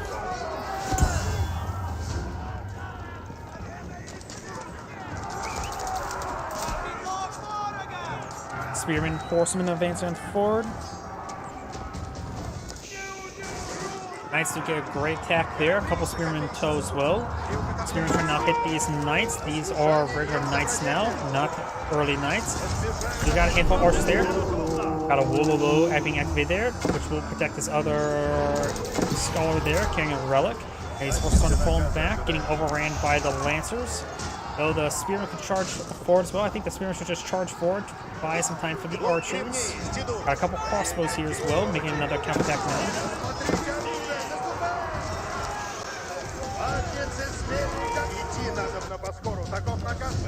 Bit of damage there.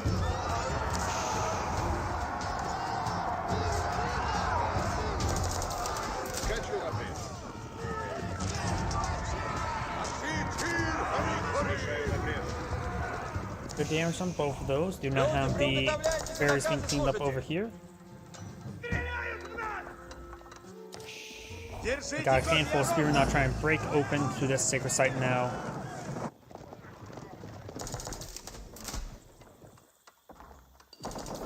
Слушайте все.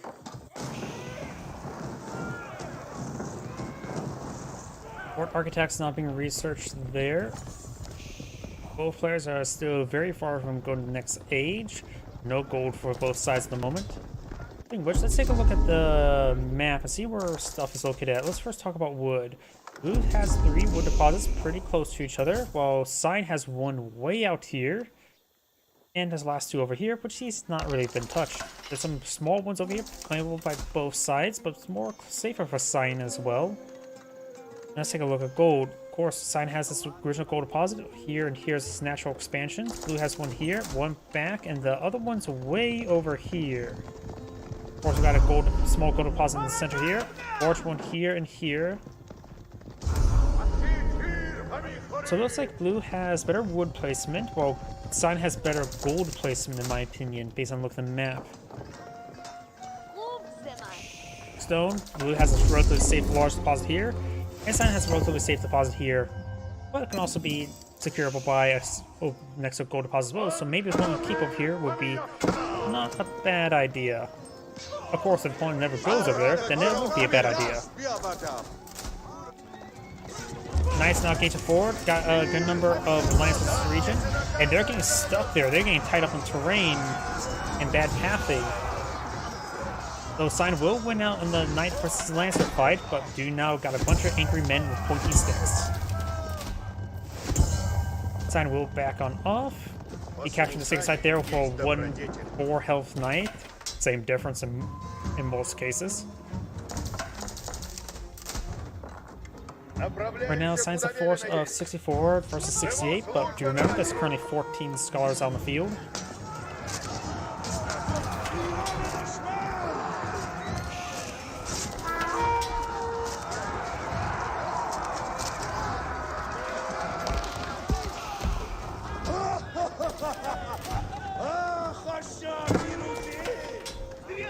Over here. The damage there on the veteran archers. Приступаю, куда велено есть.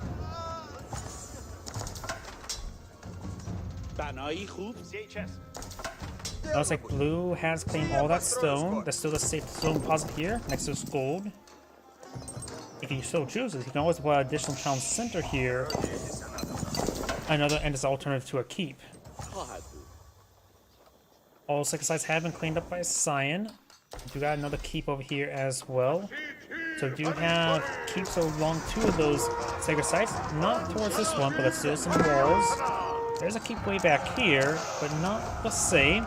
And now the Hizar Academy now being put on the field. Let's see, what does that do? I think that gives him like food per research he has. There's plus 12 food based on a number of research per research you've already researched. Does not count for weapon placements. Grants 3 scholars upon completion.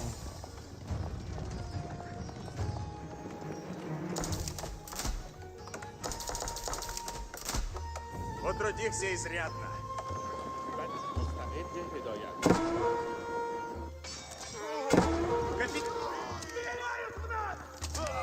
Let's take out that Lancer there. Spearman now advancing on forward.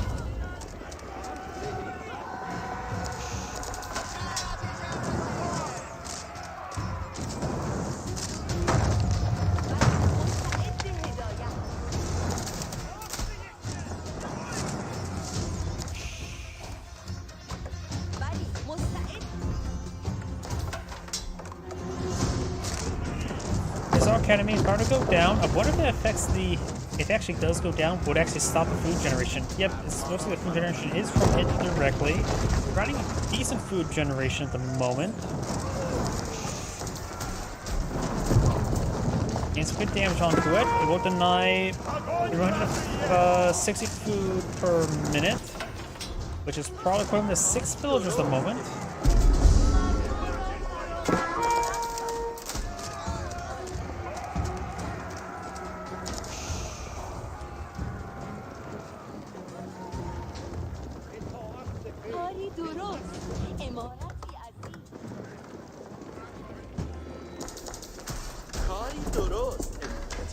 Wooden Fortress now being employed out over here.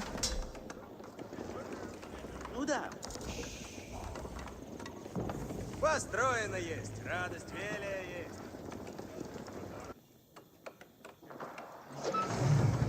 We got multiple counterweight trebuchets now being employed on field. Going to get some good damage through on this keep. Takes like victory 6 minutes, so Blue still has some time to crack open one of these. Crack it open, get a nice, cold, refreshing sacred site. Stone's cold, right? That depends on what the weather is out.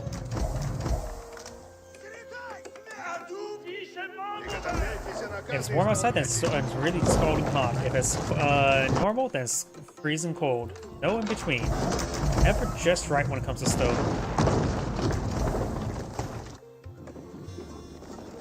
Maybe that's one reason why in RimWorld, if you make beds out of stone, it will have less effectiveness than even wood beds. So it doesn't apply to Jade. Yeah, wrong game. Good damage on these villagers. They all go down. You should be able to decapture the sacred site, as well as crack open this northern one here. Trebuchets should be clean on. Doesn't have to worry about a flanking force. We got some man-arms here. He could use Force March. Though they are seeing the fire there, Force March has been activated.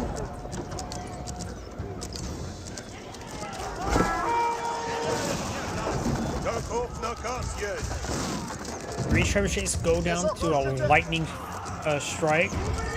He does lose some spearmen, but they're trying to back him off. Taking out those trebuchets is a nice little pick. Trebuchets are, of course, relatively expensive for the roofs at least. 550. We do got the Spasika Tower, which will allow him to access the deployment of stone fortifications. He's deploying it over here. Does also access a keep with twice the health as well. This is a very, very durable keep and has all the weapon emplacements as well. It's also deceivingly small. Like, it has twice the health, but it is also puny. I don't like it. It's just too puny for a landmark with twice the amount of health.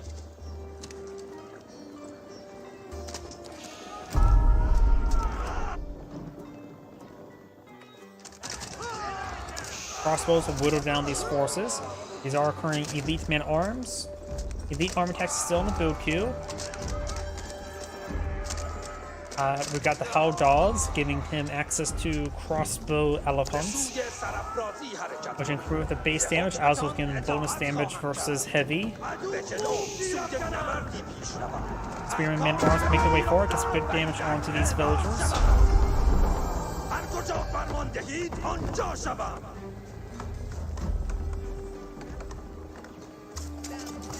Villagers getting some shanking done.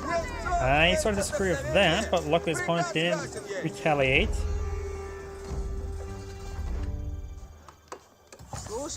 Eight villagers in this region, enough for this wooden fortress.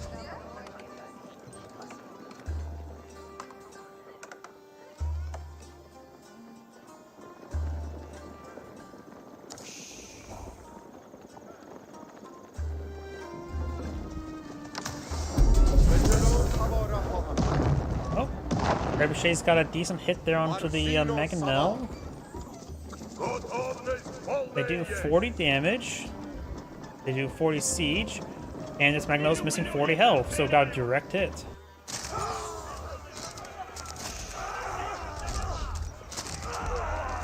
Now those forces took quite a bit of hit there.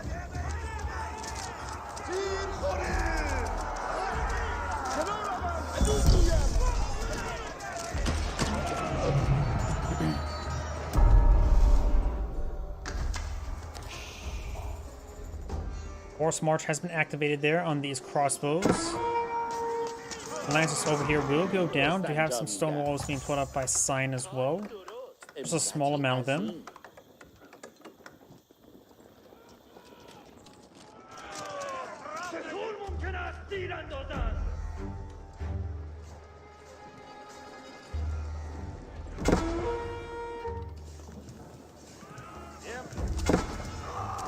Man-at-arms does go down there. Still got these good number of crossbows.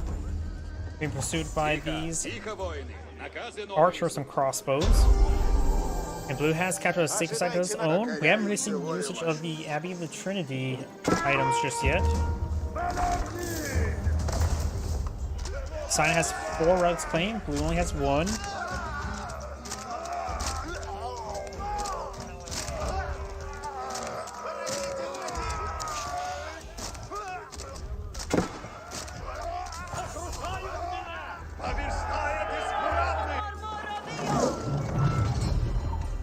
Ricochets are now engaged in the keep, getting some good damage onto it.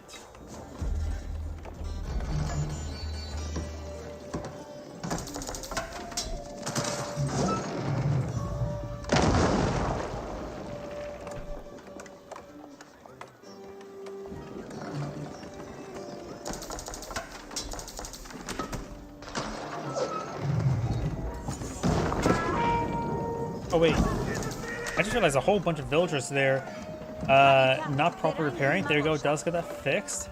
Do now have a stone gatehouse being put on the field as well. You do have a big wave of crossbow elephants on the field.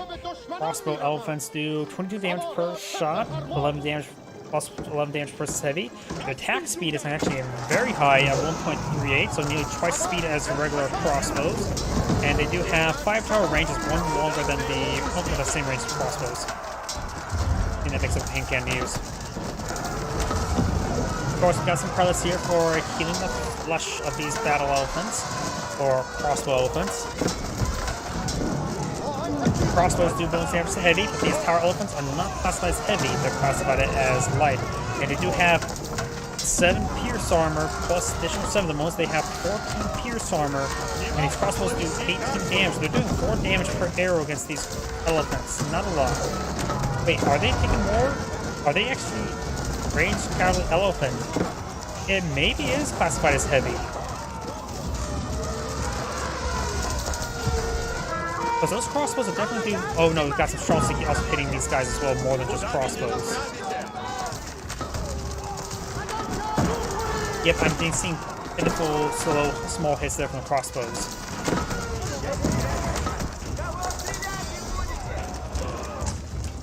Oh, here we got these villagers trying to force down some of these battering rams. The elephants push way forward. Has some Gazi Raiders mixed on in as well. Got some Roos Man-at-Arms now being deployed on now. They're quickly picked off because these guys are crossbow bearers, so they do bonus damage as heavy. Gazi Raiders now taking some big damage here. Got a handful of Streltsy now engaging.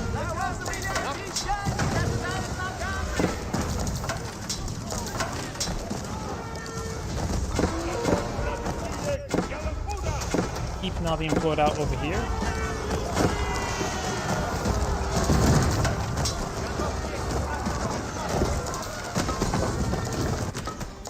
Veterans now making their way, still getting some good damage over here. I'm not sure where those rest of those villagers even went. Our elephants do take out the keep there. Roost players trying to build more Streltsy, more Spearmen. Spearmen definitely a good item at this moment. Streltsy are always reasonable because they are forced to hand cannon here, but they do get outranged by the tower elephants. If they're able to hold the line, they of course can use attack speed. There we go. Now they have increased attack speed, which will really help them out dealing with these tower elephants.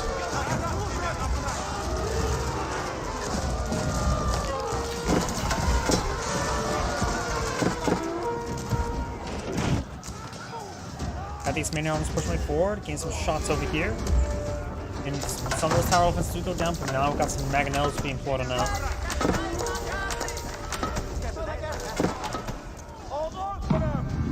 Couple units over here. There is an arrow emplacement there. I'm not sure who will win out. Mangonel does go down to the Spearmen. More Streltsy being put on the field, going for more of the Spearmen now over here. Nothing much. Got the University firing away as the, or not University, the Spritska Tower. Firing away with its cannon and Spring Gold. There are Mangonels here, which will cause some issues for the Reverse Flare.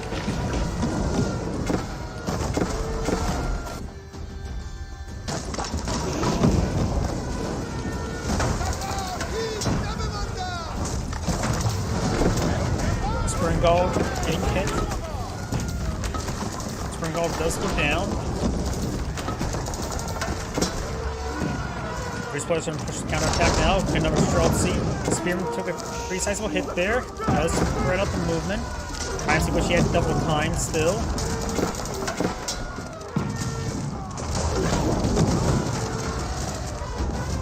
Trying to gun down the Mangonel. Does gun down the Mangonel. He does have chemistry, so they're 40 damage per hit. But seeing a lot of hit there from the elephants. That elephant has gone down.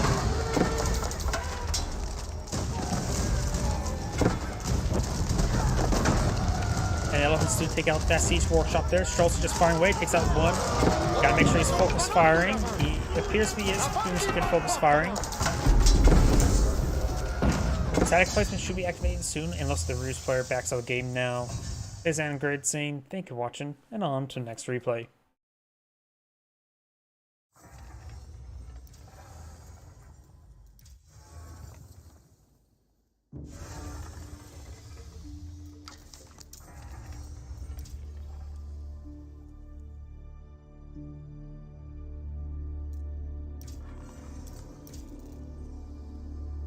Not sure. Oh, Empire Wars. That's the name of that style map. I don't know why. I got that confused up with Age of Empires 3 Empire Wars, which is different, to say the least, because you get a lot of shipments in very quickly.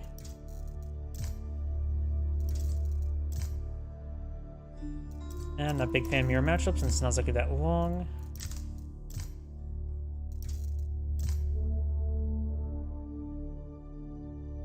Same players, different factions, so why not?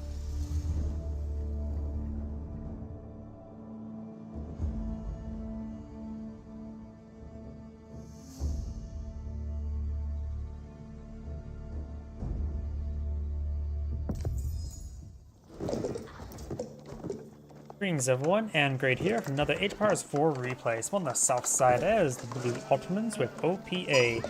On the north side as the Green Mullions, we have the Keep Master, no more. And this, of course, the early start, Empire War. We do have the Golden Vein already completely surrounded by housing. And we got an early Saharan trade network.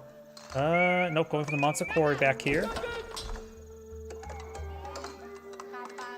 Mining pit here will provide 102 gold per minute immediately. Oh, instead of starting off with some sheep, we do have some cows here. Interesting. A mill's not going on up. We do have a mill over here. And for the Ottomans, we do actually, I'm not sure if he built that. Stone's not been touched, so it does. Ottomans do start off with a military school. Oh, I should keep this on for the time being, though. We do now have the Sultanate Trade Network, so go for a handful of traders. You get a nice little tide of gold income. The Ottoman player does have 2 backline gold, pretty safe. The Mullion has 1. The Mullion player, of course, can plot some mining pits over here, as well as a nice safe one over here, which he is. Very, very good.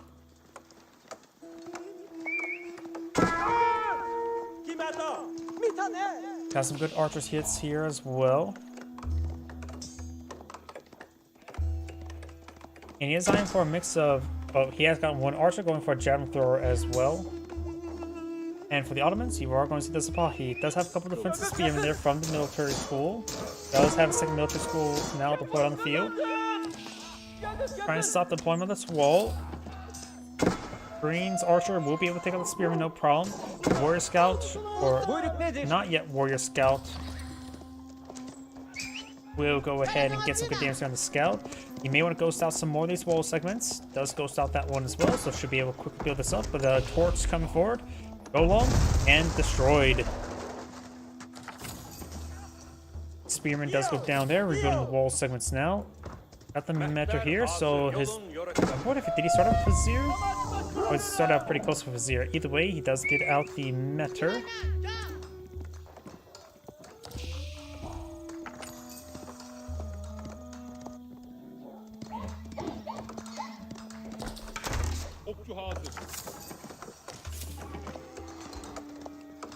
Looks like green is rapidly seizing a good amount of gold here. Both sides are not eyeing for a fast castle. Oh, but we do have a fast trade network for the Ottoman player. Interesting. He does evacuate the Delius trade network. These guys are providing 39 gold per trip. I think that will still be less than the gold per minute for individual traders. It currently is ungarrisoned. Does it retain 28 gold per minute when not garrisoned? Not sure. We got a handful of javelin throwers there and some Donzo point of view. Very good. This is doing a good job of keeping green corralled into his base. Talking about corral, we may see the Fulani Corral as the Malian landmark. And seeing now a lot more. Beforehand, it was just always a Falambia garrison. Now it seems like always the Fulani Corral. And the not warrior scout is getting some hits there on these traders, doing a grand total of 1 damage per slice. Sapahi do activate Fortitude there, gain some damage, does take out one of the Malian villagers. Donzo charging his way forward.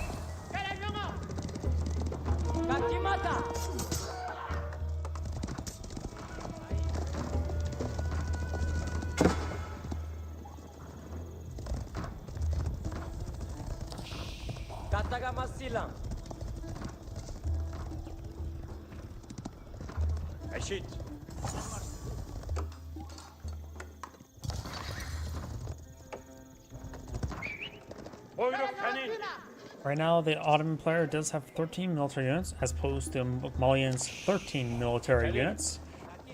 The Ottoman player does have a higher quality military force as well. Going for Marsabahi, not veteran warrior scout, is getting some damage to the villager, but will be immediately killed off by these Sapahi. We have another Vizier now available. He perhaps can pull out some emergency Janissaries. And nope. Oh wait, no, I thought he was already got this line, but does go for trade bags. He's all about the trade, and now his opponent has 140% more effective traders right now, which will make these guys immensely valuable. Right now they're providing 55 gold per trip, and it's not even a full-size trip possible. Who's now also eyeing for some walls over here. 2 markets are here, but this is going to be expensive. It may be a good idea not to go for sofas, but go for warrior scouts. Go for something a bit cheaper, faster to engage those traders. We've got some Sapahi to put on the field, and now we've got the Grand Fulani Corral. The Fulani Corral makes your nearby cows provide more food. Howdy. Oh no, you crashed my stream. What did I do? Hit end stream button. We do now have these not warrior scouts, Sapahi advancing around. He will spot the Grand Fulani Corral. The Ottoman player is pretty far from aging up. Probably he will go to the Hidden Imperial Army. It's very rare we'll see the Istanbul Imperial Academy, though I'm half tempted thinking he may go for it. It will, of course, allow him to get out 2 more Vizier. He's also going for a good amount of trade. He may go for Mass Janissary. Oh, there goes Sheep. Sheep down. Got some hits there on the Sapahi as well. There as well, the Donzo's Spear Throw does do bonus damage versus cavalry, so you can use your Donzo to poke your opponent's cavalry. I am half thinking he is going to go for the Istanbul Imperial Academy, but don't be surprised if he goes for the Mahid Imperial Army, because after all, 3 siege weapons are always pretty nice. Metro does go down to the javelin throwers, very good. Got a number of Maulian villagers going down as well. Downhouse getting some good damage there on those archers. However, they're having trouble taking them out. And these villagers may want to play Ring Around the Rosie. Gonzo pushing way forward.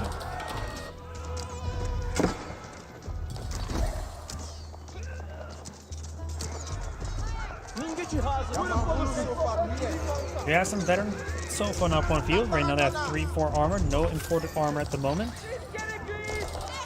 And remember as well, veteran warrior scouts do gain their bonus damage versus range in this age as well.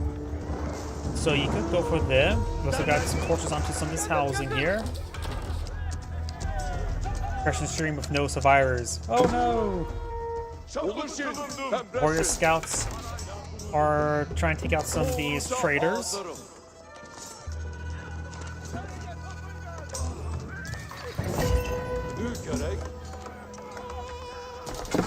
Multiple of these traders are going down. Very, very good. He may go with Grand Seek for an age up, but he is going to pull out some emergency Janissaries. He does currently have... He does only have 2 military school fields, so this is a very small Janissaries. This is literally emergency Janissaries to engage those Sofas. So that'll be 6 Janissaries.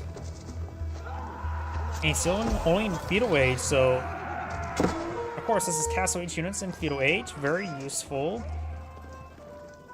But these Janissaries are probably going to be used only for defense of his trade caravan from the Sofas. 4 of his villagers right there.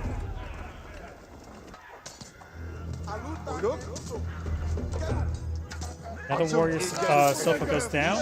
More troops spawn field. Right now the Autumn players have 76 civilians versus opponent's 41. Blue has killed off 12 civilians. Green's want to kill off 2, which those are both traitors.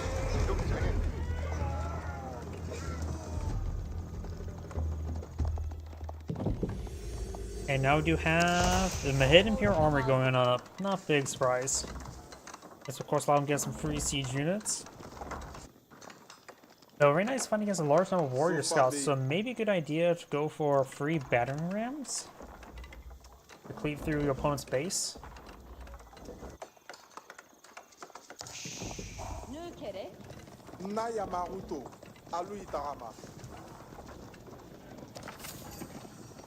We do not have importer armor on the build queue. He's not coming for any melee armor as well. The armor player does have quite a bit of gold income right now thanks to those traders. So maybe going for a good number of Janissaries is a good idea. If opponents want a good number of Sofas, Janissaries will be his counter. If he does go for Janissaries in return, he may want to have Mahid Imperial Armory go for Springgalls. Engage Magnells. Janissaries are... People don't think Janissaries are weak. I sort of disagree with that, though the Maulians do have a good counter to them via the Javelin Thrower, having 6 range as opposed to Janissaries' 3.5 range.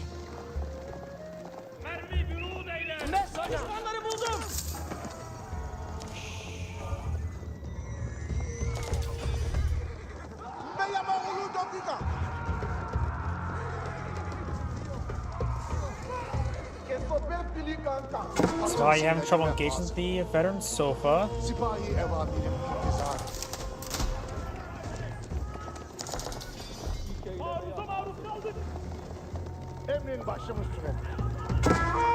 Autumn player does have a good number of archers there, does get some big damage there. We've still got the one...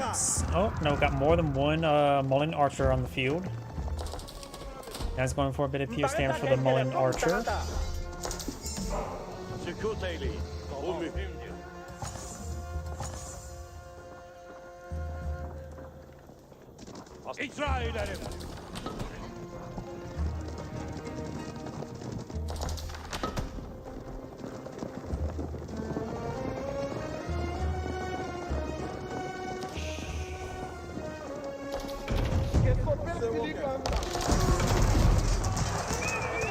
Those Sofas got annihilated by the Janissaries.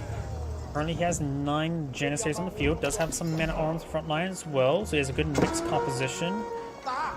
Now the Spotty's charging straight for the villagers, trying to harass them. Though the Malian player does have food income as well from these nearby cattle farms.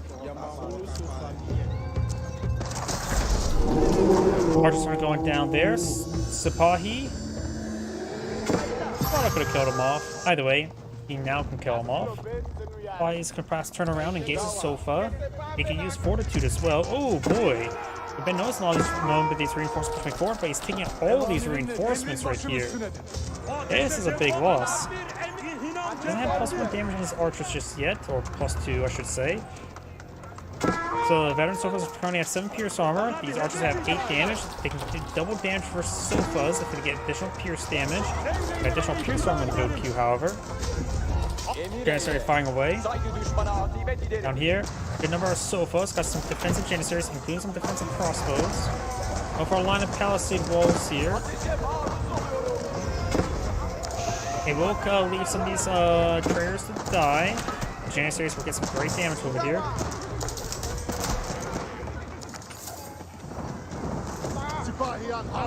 Sipahi gets some good damage there. Archers falling on back.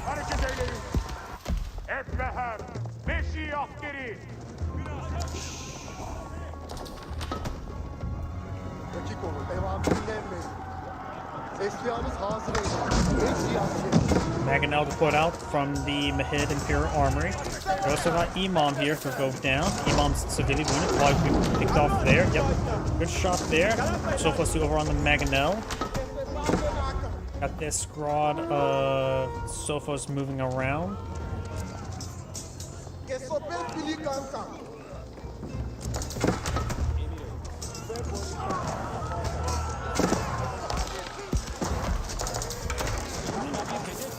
Janissaries now engaging to the flank, but there's a good number of Malian archers here. Doesn't have poison arrows at the moment, but at this point in time, poison arrows won't really contribute all too much.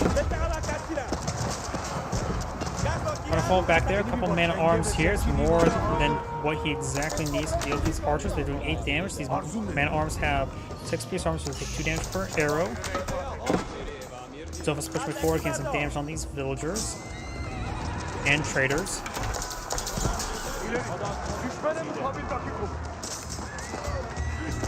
Sipahi now engaging over here. Got this force here. Mangonel finds an okay hit there. Sofas now are being pursued by the Sipahi. Sipahi have 150. They're not veteran Sipahi actually. Sipahi can get quite good in comparison to the cheaper sofas.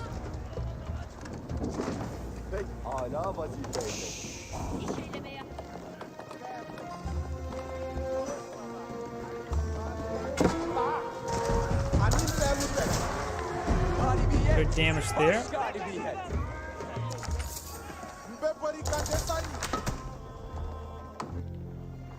Got a handful of villagers here on this farm, so there's 2 more can go ahead and work on those farms. A couple lancers now trying to engage the flank, trying to find some sort of opportunity. We do have a mining pit over here. There's those 3 mining pits all on the field, providing some good gold income. Now Green's trying to make his way forward, torch down to this wall. Sofa does go down there.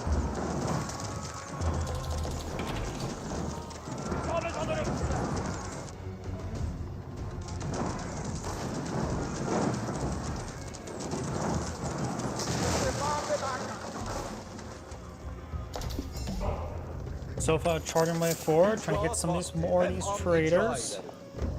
Got a small force advance forward, but there's just too many archers really. Mangonel will be useful, so still could go either way. Traders do get out on this side of the gate. They are, however, queued forward, not realizing this is a bad time to queue them around. Needs to be queued back over there. Does buy a bunch of food there, I believe. Couple lancers pushing way forward. Oh, and these traders are not getting hit at the moment. A number of these traders may go down now.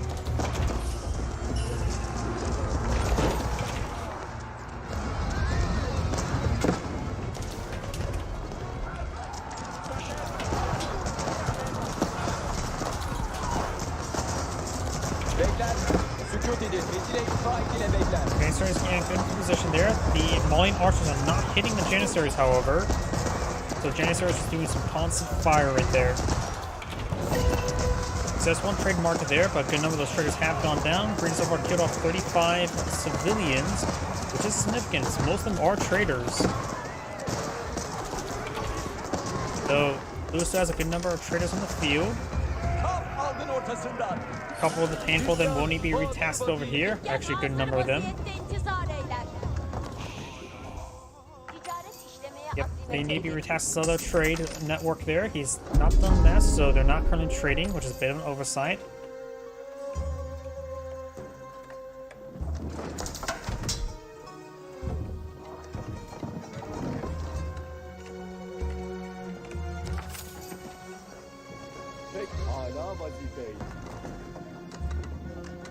You have a number of walls going on up, stone walls, very good. And he has retasked those traders there.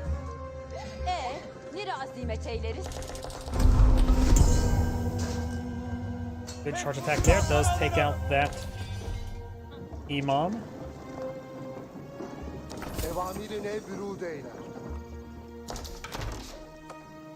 We do now have a handful of Musfadi warriors advancing on forward. And there is an opening there. I think they were also camouflaged as well. I wasn't really paying attention, but I think there was green outline there, so they advanced forward camouflaged.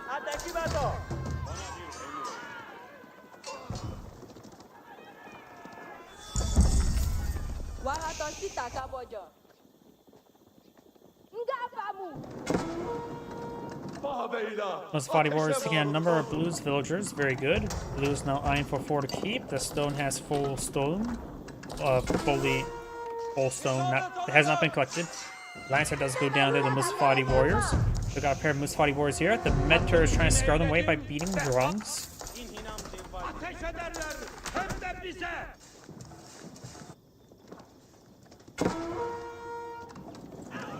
Oh, that was a good hit there. Musfadi warriors now advancing back up home. We got Mangonel here as well.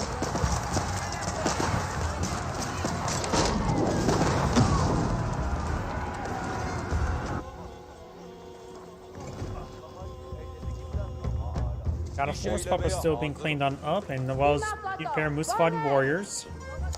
Powers engage. Sofa's now advancing around.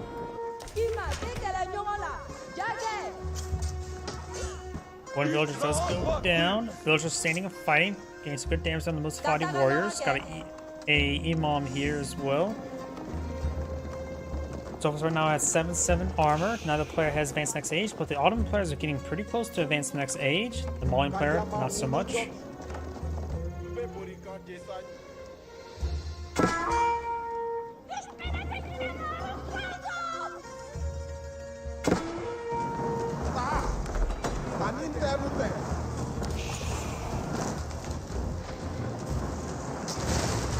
And now we do have that gate going on down.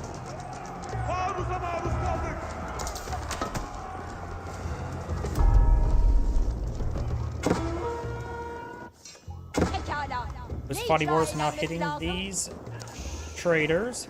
Sofa's advancing around.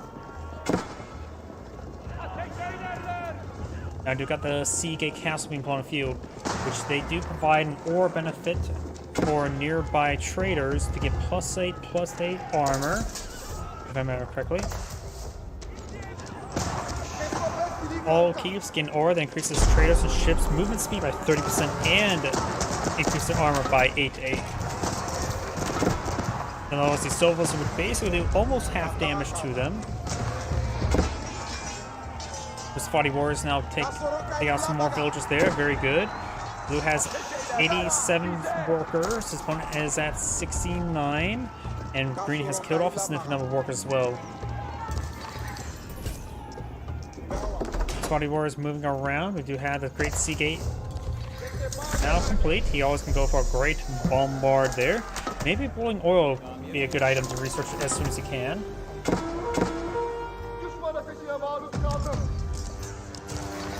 Got more Sofas here. They do escape through that wall. We've got the Metro now being hacked apart, however.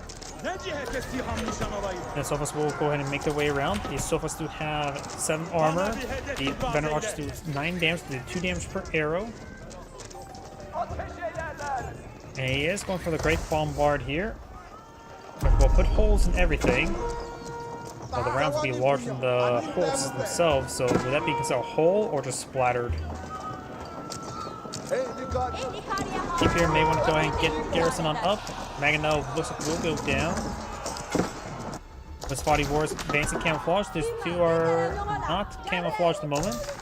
And some of these guys are being reviewed by the outpost now.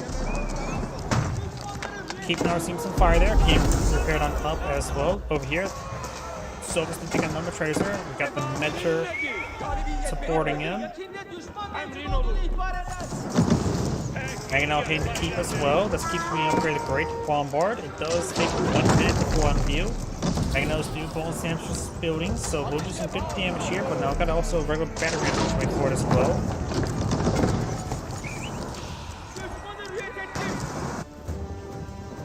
This body moves around. We've got these handful of forces advancing forward.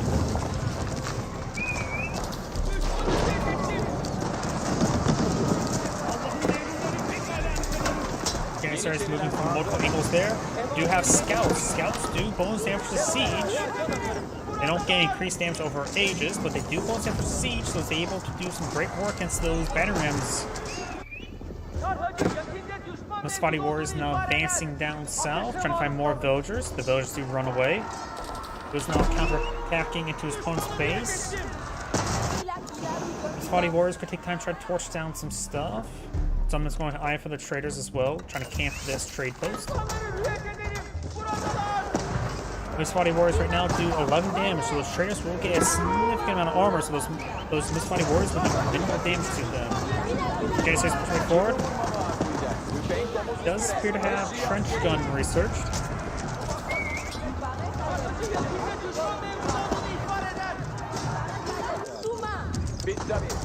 Yep, these traders right now have 8 melee armor. He doesn't have any melee armor research, so he could, if he gets both 2 levels to research, these Spotty Warriors would do 1 damage to these traders, which actually is quite absurd if you think about it. And that Great Bombard's doing some great work. Okay, so he's pushing forward, gets good games there on these Sophos. Mangonel pulling a few, but getting gunned down. Of course, does have 20 pierce armor.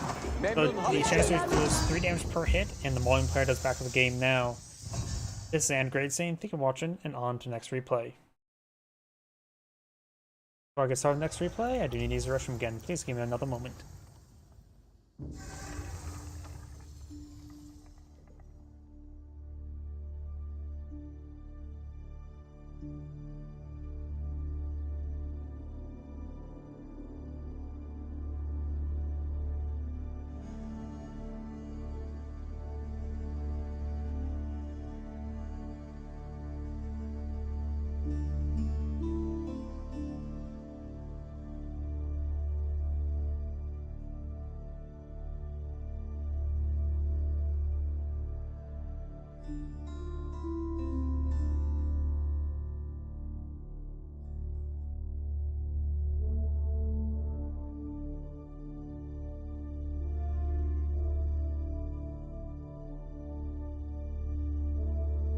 Sorry about that.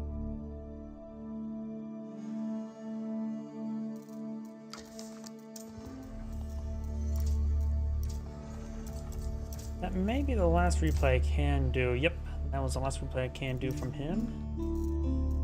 So on to next replayer. Last online 1 day ago. So his name may be a little bit too common. Nope, that name is not very common, but it is hidden. Got a foreign name. Let's see if I can copy and paste it. Wolf in sheep's clothing, looks like. Let's see, got some replays here. 32 minutes, so let's do it.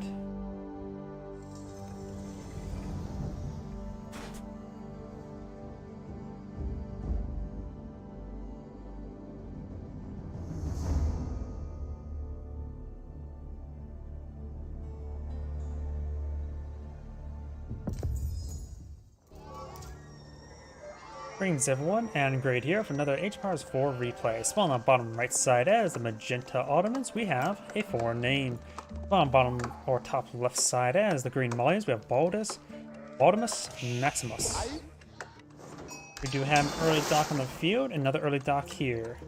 Let's talk about early economic benefits in this particular situation where you have access to fishing ships. Gentlemen's of course have access to military schools. In this situation, will be a bit expensive to go for, but if you go for 1 or 2 early on, you can perhaps get yourself a nice tidy defense force just in case. While the Mayans do have access to the mining pit, which could be a good way to get some gold generation passively, like always. But in this more fishing-based start, both do take quite a bit of resources. We got the initial stragglers being collected up first. Going for a handful of fishing ships. On this particular map, you don't want to go for too many because these are all shorefish, they're not permanent. But more means more food, but means more area to cover. Do now have a trade post or outpost being pulled down over here, designed for a bit of aggression with perhaps a single archer garrison. We do have Magenta also put out some palisade walls here. That should be able to be traversable here by boats, but though I honestly can't say. I play Mongols, so don't. Oh, and now I do have a transport ship there. Guns down that villager there with a handful of javelins. So good use of transport ship there. And he could take time and start collecting fish nearby as well. Shorefish do collect up pretty quickly. Not Warrior Scout, trying to torch down the walls.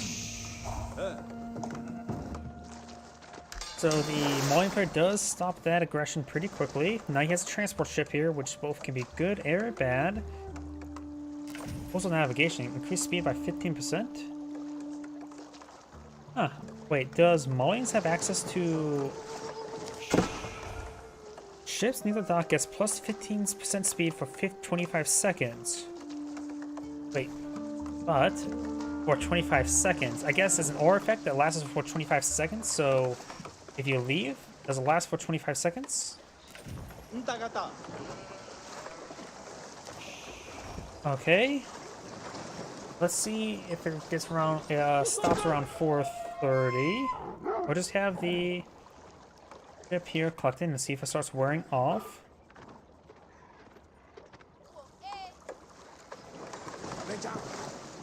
Because it's outside the radius here. Yep, has worn off, so being temporary next to the dock will give you a speed benefit. That's actually pretty good on deep sea maps for your fishing boats.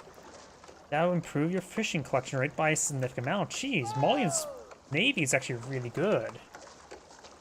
After all, I know their feudal age technology. Our ships fire 2 additional javelin weapons. I have already high value on ships, or on archer ships as opposed to spring gold ships.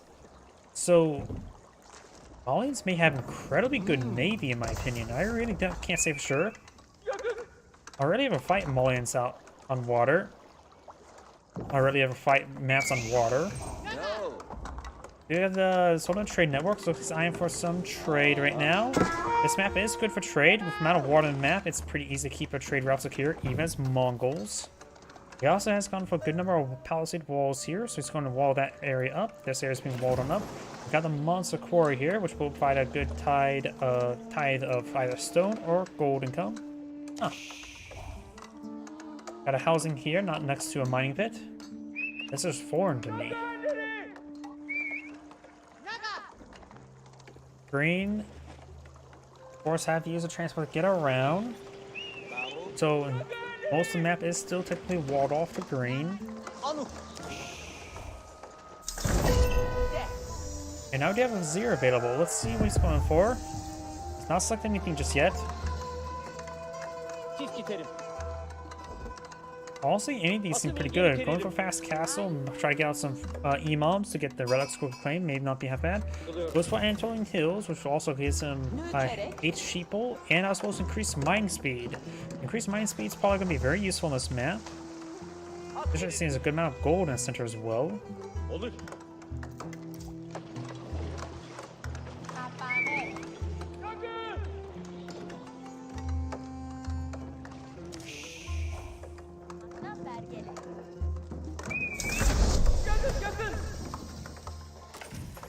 You now have the feudal age for both players. More traders here. I suppose in this match, well, you don't really need extra food. Extra gold back at home is always handy.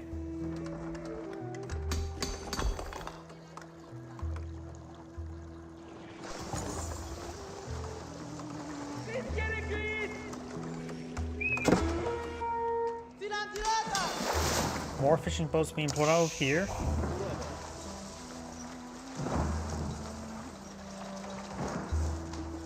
I wonder if demolition ships could classify it as gunpowder ship.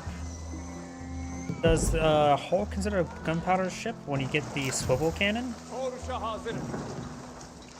does it only apply the Karak and gunpowder ship, and which is the Grand Galley, as well as the Karak, which is broadside? I'm assuming it also affects that as well. I honestly have no idea. Another military school going on up, or a military school, as well as a blacksmith.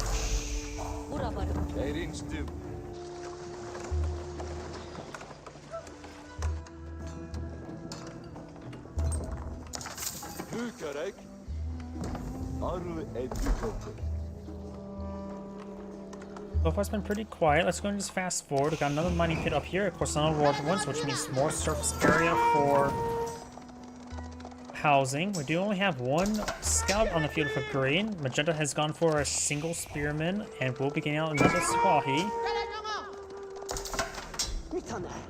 And we do now have a proxy barracks here, so it looks like Magenta's signing for some aggression up here. He knows there's a mining pit here, so he's going to try to apply some pressure over here. Green's gone for another dock over his boat, which will help him improve the drop-off. Going for an arrow ship right here will help him prevent him from getting overran in this region. The Malian looks like eyeing for a faster castle wage. So far, he's not bought any farms, so you may go for the Fombia garrison.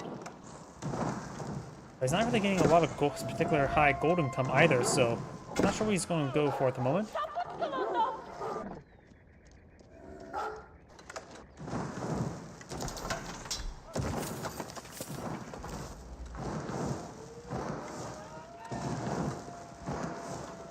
Mining pit getting hit. Musfati Warrior axe support that wolf. Musfati warriors do perform better on 1v1 than spearmen. And I've got 4 of them here. There's about 4 spearmen here as well as a scout. So the Musfati warriors should be able to win out this fight. Magenta could send some of these sheeple back at home. And it looks like these villagers actually... This village actually may go down to his wolves. Just against the tower there. Musfati warriors will take out that spearman. Playing Ring Around the Rosie. Musfati warriors are pretty fast. I got a fortified outpost now being resourced here as well. Now Musfati warriors trying to come forward to torch this down. But we've seen quite a bit of damage.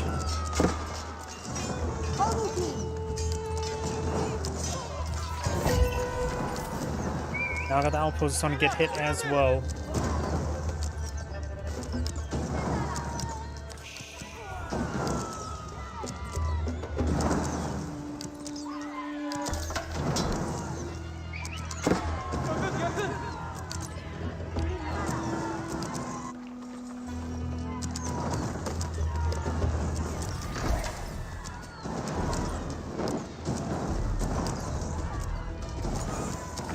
The outpost has been set ablaze. Now it has increased fire armor due to the fact that it is now a fortified outpost. Trying to put out the garrisons there. The villager does get inside, but the fortified outpost will be burnt down. It does have, of course, an arrow slit as well, but there goes that fortified outpost. Magenta's getting forced back. Over here, we do have some torches now being thrown onto these walls.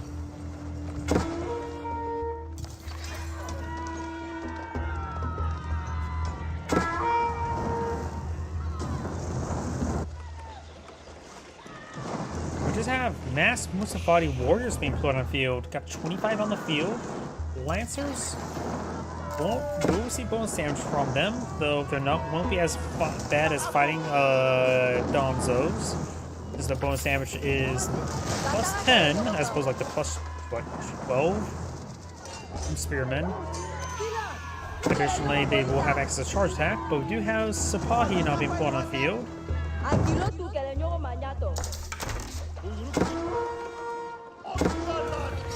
So Sipahi trying to hit some of these villagers here. We'll see some quite a bit of damage from the Sipahi warriors.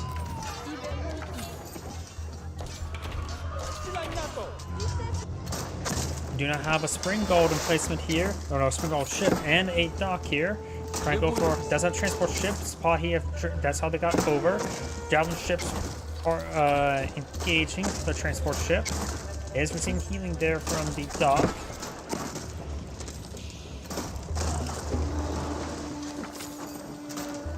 And we'll be opening this all up. So yes, we reclaim the sea.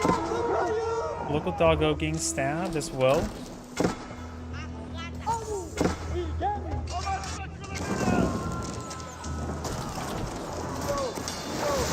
Most body warriors trying to torch down this dock.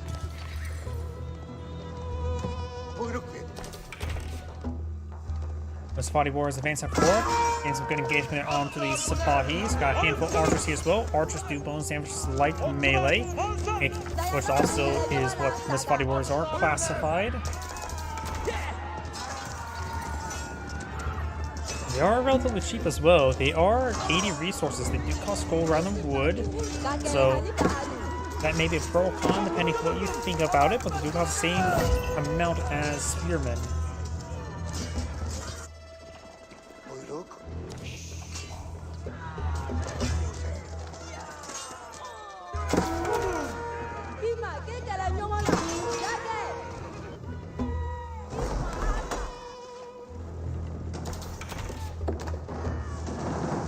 The Sipahi warriors trying to torch down that wall. We do have a fire ship here, a defensive fire ship, trying to charge forward and blow up.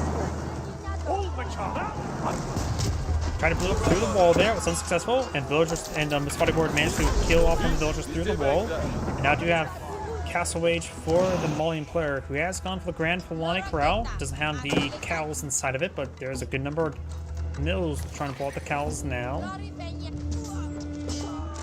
These Sipahi warriors being cleaned on up by the archers Sipahi. These fishing boats don't have any defense in this region, though there's enough military ships here to provide them some defense, provide some shore bombardment.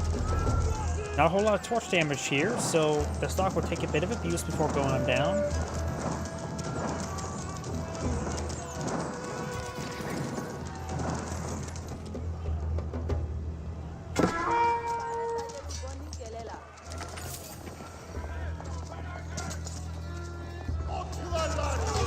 Sipahi warriors getting hit, and now we've got the very rare Istanbul Imperial Palace not being put on out by the Ottoman player.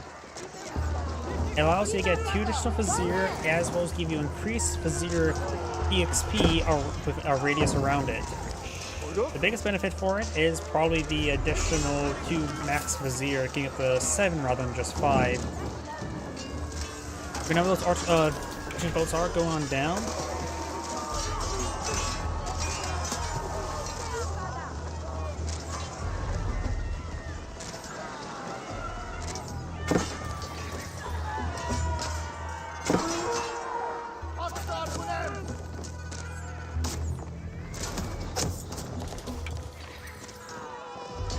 These forces are pushing forward, get some damage there onto these archers, so they start withdrawing behind this walls, and now they should be able to fight quite well. The one of them does go down.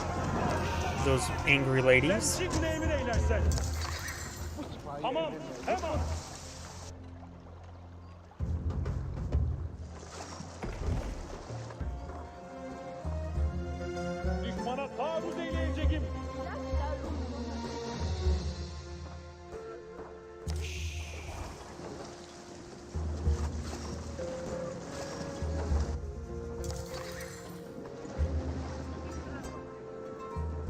Emrin olur.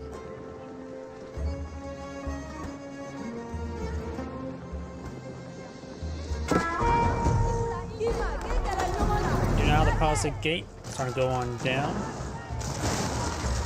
Quickly gets torched down by the Mustafati warrior. They are veteran Mustafati warriors as well, so the damage is up to 11 with the blacksmith research. Now you have the Sipahi now engaging the Mustafati warriors. Mustafati warriors not fighting these archers. Taking out some of these metas as well. I want meta. All he has gone for increased attack speed, that's some Janissaries not pulling in the field. And more Mustafati warriors now being queued on up. It's a strange composition. I feel like if mass spearman works against archers sometimes, Mustafati warriors should be able to do it a little bit better with increased attack speed and damage. Or not speed. Oh, they do have increased attack speed, but also movement speed.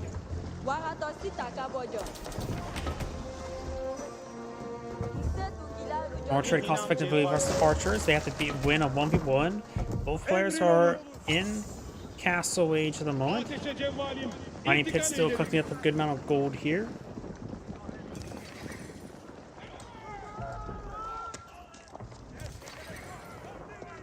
Mustafati Wars advance forward camouflage, but they do get revealed for a brief moment there in melee range. And now, ooh, now they're completely surrounding these archers. We got a line of snowballs being put up by the Ottoman player as well.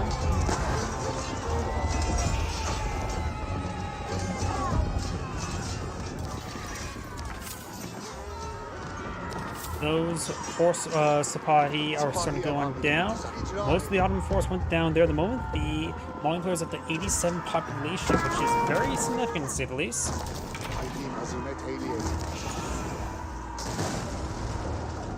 There's a very large number of Sipahi here.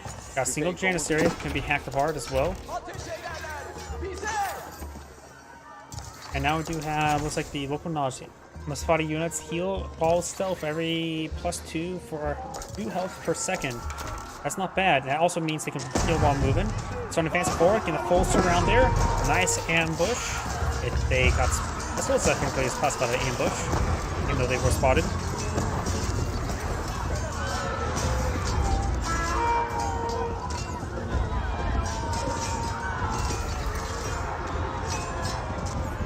The Ottoman players having trouble with mass production. Archers are still a good idea. Mangonels, probably just, these guys are probably a little bit too quick. Or these ladies are probably too quick for the Mangonels. More archers is definitely a good idea. Does have, maybe bring the arrow ship over here for some shore bombardment. In this urbanized area, which is also good. Sipahi, of course, they're very healthy and resilient. So they're still a good idea. We do have a good number of traders spawn on the field for the Ottoman player as well. Now we got 4 of the 100 spawn on the field, allowing you to camouflage units around it.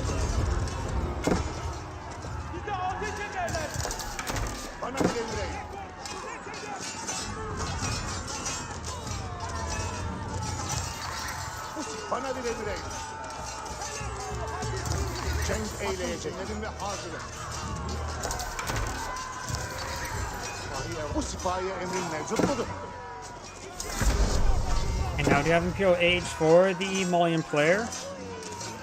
He has lost a good number of Mustafati warriors, but these Mustafati warriors are still breaking on through. He's slowly being whittled down there, and he's currently not building out any more Mustafati warriors, going for the elite Mustafati warrior research.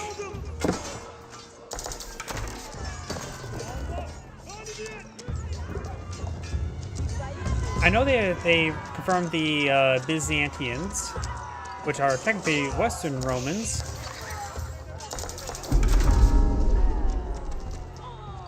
I suppose we've got to get actual Romans compared to the Holy Roman Empire. When did the Byzantines actually... When did the Western Roman Empire technically expand? Oh, what the hell? Out of fishing ship, fish on sea. That's why all those fishing boats just exploded. He deleted them. I just got confused at a moment. This is the Fort of the Huntress, which does give him Malian infantry within range. Enter stealth. While stealth, they are invisible. Yada yada and so on and so forth. But this Malian infantry suggests to me all infantry units.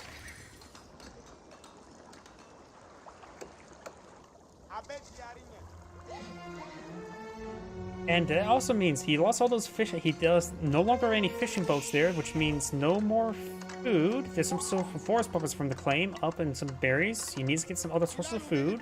Luckily, cows are good for that. Okay, so definitely well beyond the premise of this game, which I think it starts as early as 1100 technically. It's one of those things, well, like, a lot of time people forget a lot of these civilizations are not right next to each other. After all, we got the Ottomans, which technically started out in Persia, which is Iran, I think.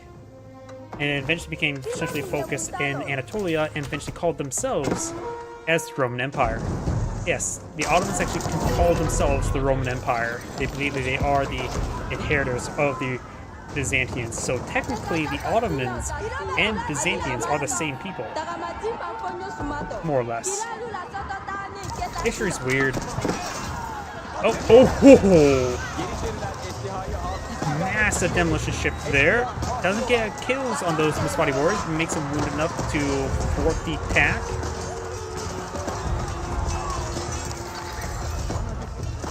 So the Eastern Empire, Byzantium. Oh, I'm getting mixed up with West and the East. Yep, my bad. Conquered by the Ottomans. Alright, that makes a bit more sense. So yeah, the Ottomans as an expansion, free expansion in this game was separate. And I don't know why I got messed up with East and West. I'm out of it today.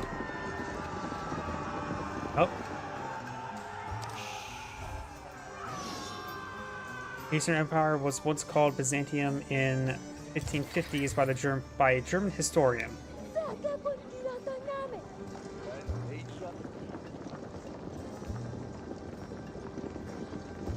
These guys are currently camouflage, or no, or are they just in the forest? Okay, they are camouflaged at the moment.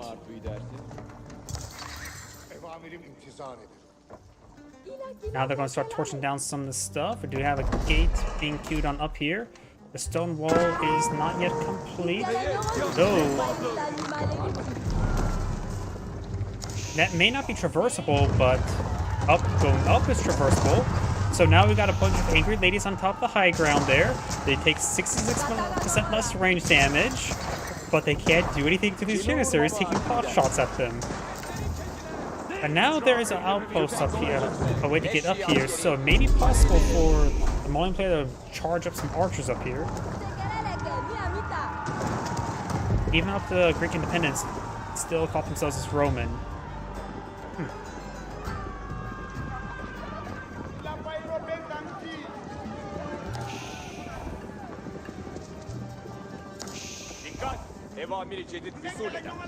You have now more fish being plucked up there.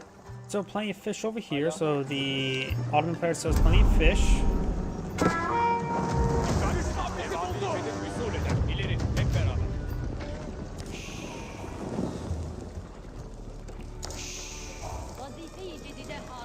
So that fishing boat's seen better days.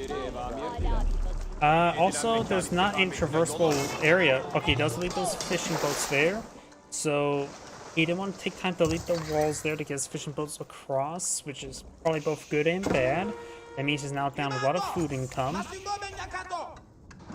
Byzantium is the city that predates Constantinople. Did not know about that city. All I just remember is the old song Istanbul used to be Constantinople, which people debate whether or not that's true or not. And now the battle ram cleaving through this wall. We have some walls behind him. We got a good number of Janissaries here. I think archers be better called than Janissaries at this point in time. Janissaries can get up to 20 damage. Archers can get up to what, around 15 with incendiary arrows? Or 13? Plus 8 versus light melee. So honestly, at this point in time, Janissaries and archers do similar damage for some Muswati warriors, but Janissaries do have less range, so maybe better to go for regular archers than Janissaries against Muswati warriors. They're also much cheaper. So, Janissaries may not be a good idea. A Rebalquin, that would be a good idea. That is a very effective versus infantry gunpowder unit, though it has little range. I do like that. Wait, see that? No, he does not have the hidden Imperial Armory. We got the Istanbul Imperial Palace. Let's see what Vizier has he gotten. You get another round of Vizier. 1, 2, 3, 5 at the moment. That would be Vizier number 6. He does have the trade bags that for increased gold. Maybe a good idea to go for advanced academies. And probably go for Lancers rather than Janissaries. Doesn't matter when hurt, but he is going for a mix of Metter, Sipahi, and Janissary.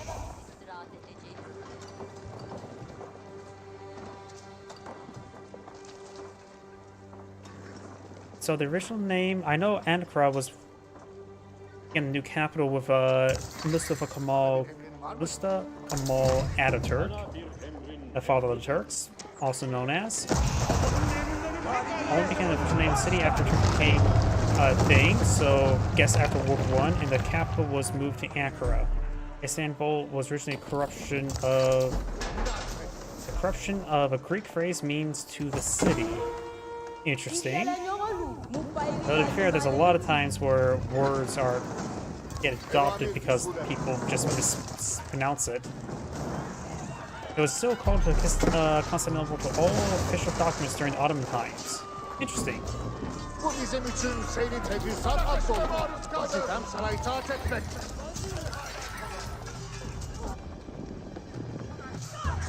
I sort of wonder, are you actually know this stuff, or is this actually something you are just pulling up on Wikipedia right now? Cümlesi tamam. Emirlere hazır. Will this keep get completed? So, good number of Muscovy warriors there, and a good number of villagers. Yep, the keep will get completed.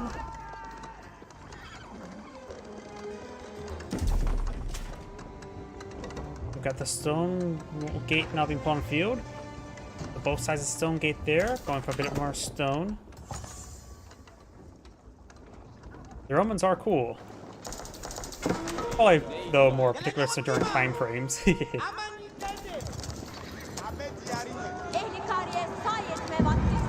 do not have, the number of villagers have gone down there. Villagers not coming forward to shank some stuff. Janissary is now engaging. Janissaries do, of course, have good attack speed. Now here's the rare Ribald Twins now advancing on forward. There's 3 of them. I've never seen this many before. Düşmana mukabil hazırım. Kimi vurmak için icra ederim.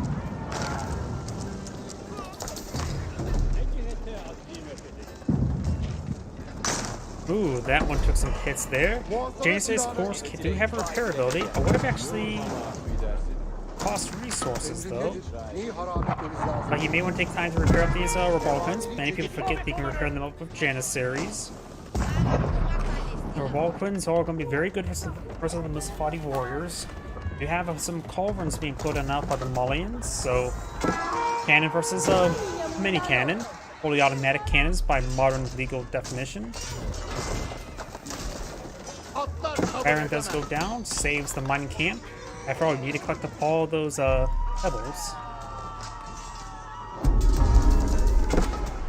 Evamirin nedir? So this actually wins a fight between the two. Muscovy warriors, Sipahi. Sipahi right now doing 18 damage, or 21 damage, minus 3 armor, so 18 damage. Versus Muscovy warriors, just 12, or plus 6, 18. Elite armor text must be researched. We got the Great Sea Gate here, and with the Great Bombard placement there, able to increase the armor of these traders by a significant amount. Right now, the 11 armor. So these Muscovy warriors' damage will be cut in half. Crusaders pushing forward. Got some culverins advancing forward.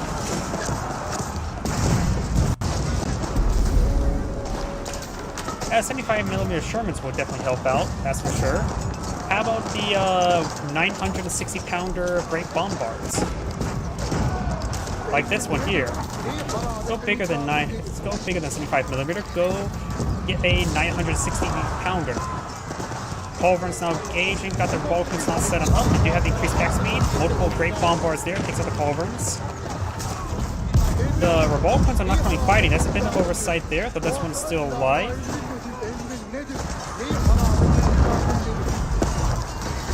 One Balkans go down, the Great Bombards do get overran. There we go, that one's fighting, so more control there by the Ottoman player. Doesn't get those Balkans firing.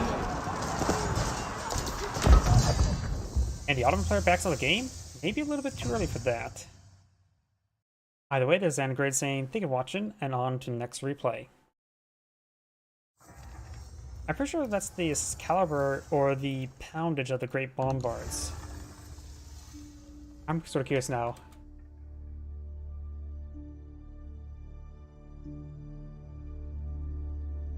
How large were the Great Bombards? Let's see, they were 20 tons or more. A 20-ton gun.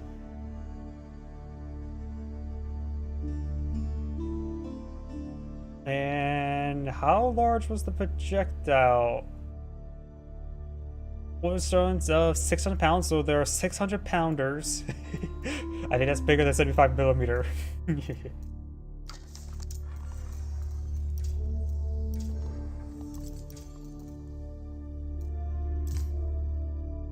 And mirror matchup. I'm not a big fan of mirror matchups. Oh, we do have Abbasid versus Mullion.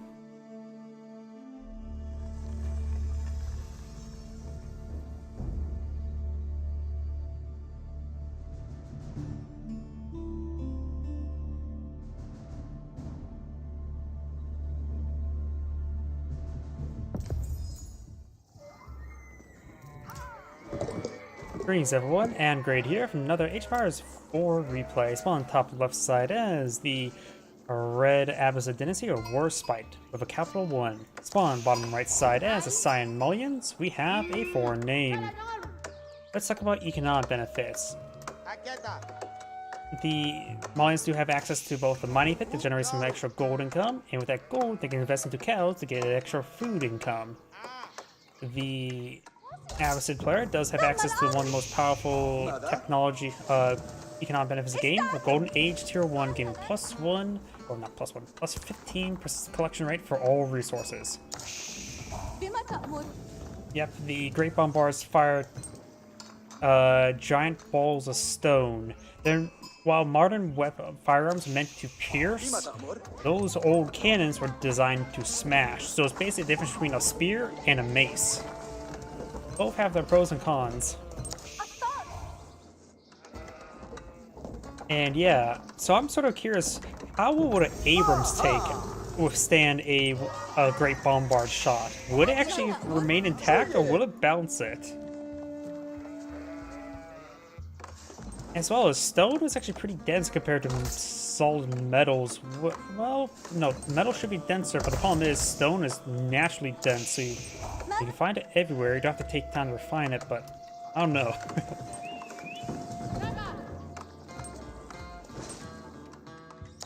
The Great Bombards were big. Yeah, I know in the Civil War at least there were mortars, which were like timed, like they were time bombs where they fired and then the timer goes off and then they explode, if I remember correctly. But yeah, I can't really say for exactly sure, but due to have the Saharan Trade Network being put on field rather than Montecore, the Saharan Trade Network is a unique coal outpost which gives you food as well as gold for your taxable income. Other toll outposts provide 50% rather than 100%. Oh, does torch down a wall there. How annoying. And force down another wall there.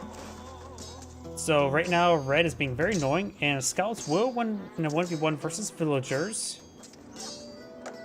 which is a bit of a problem for Cyan right there. He is eyeing for some trade.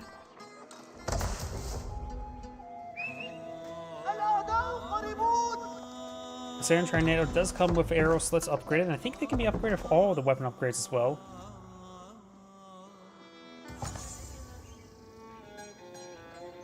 True, velocity is important, but velocity is more important if you want to pierce something. If you want to smash something, it is important, but not as much as you request to pierce.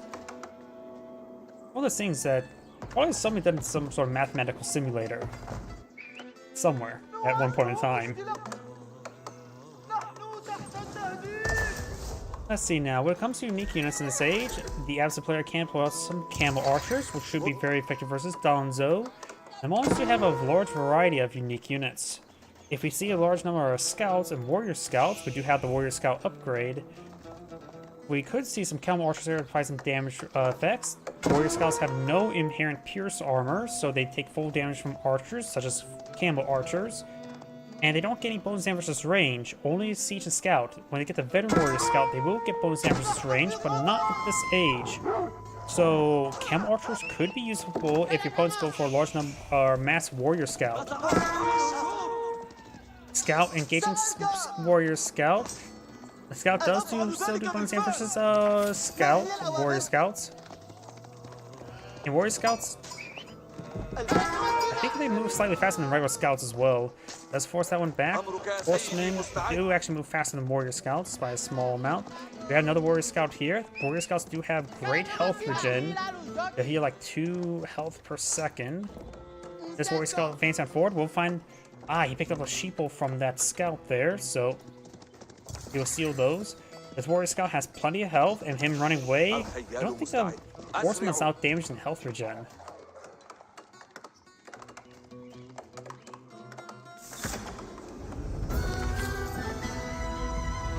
You're now the Golden Age Tier 1, giving plus 50% collection rate. Oh, he's also gone for the Saharan trade now as well, so both players eyeing for a trade-based economy.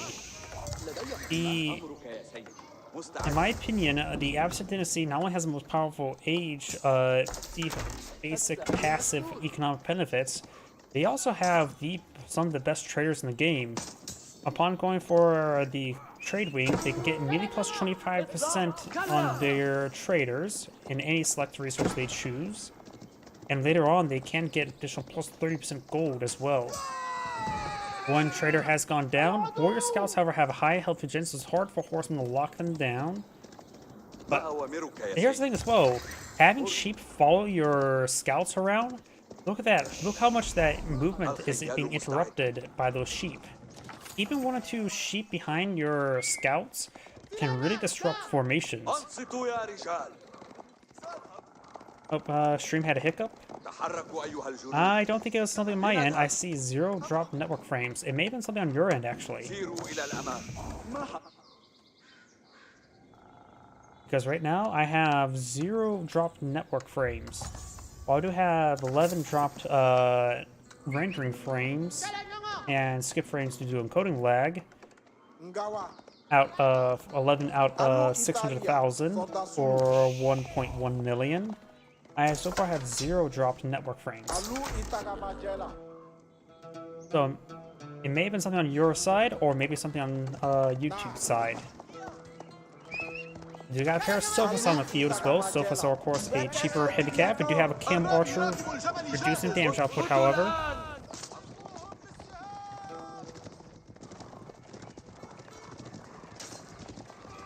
Local Doggo gains some bites in as well. This Camel Archer will be useful versus the Warrior Scouts. We've got 2 Warrior Scouts, 3 Sofas here. We've got 3 Horsemen, a Scout, and the Camel Archer here as well. I saw -3 damage to the Sofas from the Camel, so it will put their damage down to 13. They still have 2/2 armor.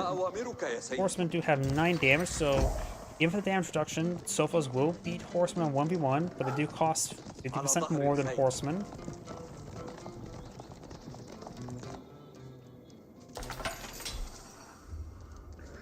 We've got a handful of traders here. We do have another toll outpost as well, so he's giving me some good food income.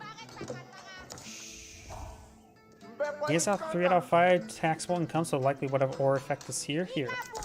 I'm curious of range of that aura effect. That is a radius there, so some of these guys may not be getting hit by that taxable income. This one's affected by 0 taxes, so he may need to get out a palisade wall here to direct them in. Yeah, if you were to go for a small palisade wall there, it'll help him direct into the Saharan trade network to get the taxable income, so you may need to do that. 1 trip should pay for that small bit of walls there, so it's probably a good idea to go for it.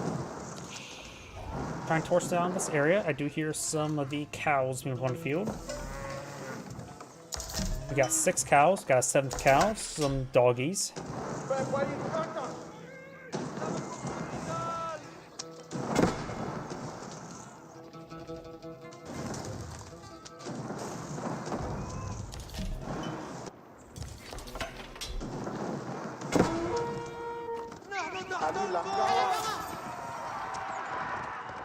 Sofa took a nice hit there, down to 1 health.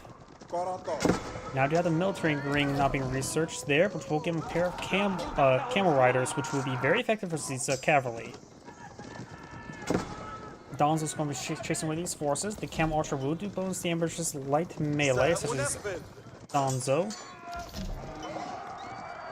So we could see some sort of masked camel play for the Abbasid player. If he's going to go for masked Donzo, he could go for masked camel archer.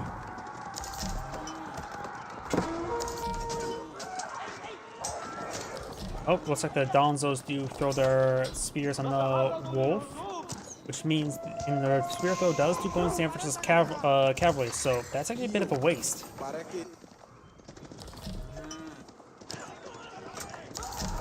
We got the outposts, or the council here firing.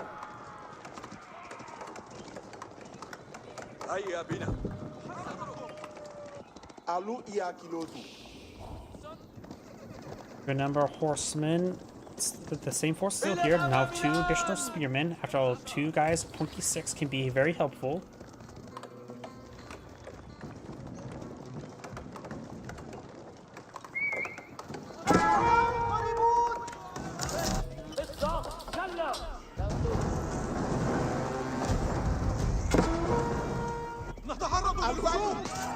Ooh, Camel Archer took some hits there from Donzo's spear throw. The Horseman will take some damage there from the Spearman, but looks like Donzo being cleaned on up. 1 Donzo remains. Not a whole lot left there, honestly, as well. Good damage across the Abbasid units. For now, the village counts 58 to 59. We do got a good number of traders for both sides. Let's see. Looks like he has 18 traders in total versus 18 traders. So both players have 18 traders. Huh. Interesting. Sounds like the arrows do get a good shot there on that horseman. Now we've got the Grand Polani Corral getting some extra food. Though this cow, I'm not sure how these cows be affected by the Grand Polani Corral right there. So this one may be out of radius, and not all these guys being taxed. I still believe he needs to get a small amount of palisade walls to force these traders towards the mining pit.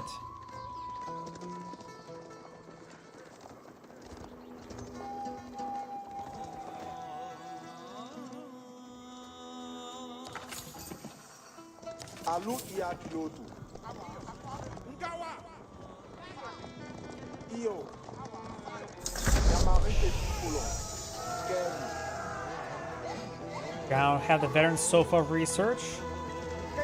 Got a good number of spearmen here as well.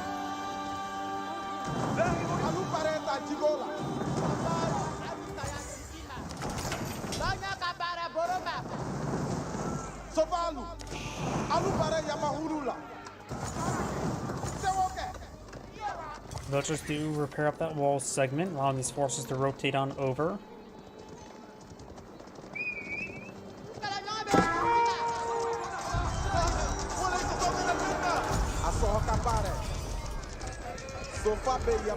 Good damage there. Over here, we do have Palisade Gate. We're seeing a bit of fire.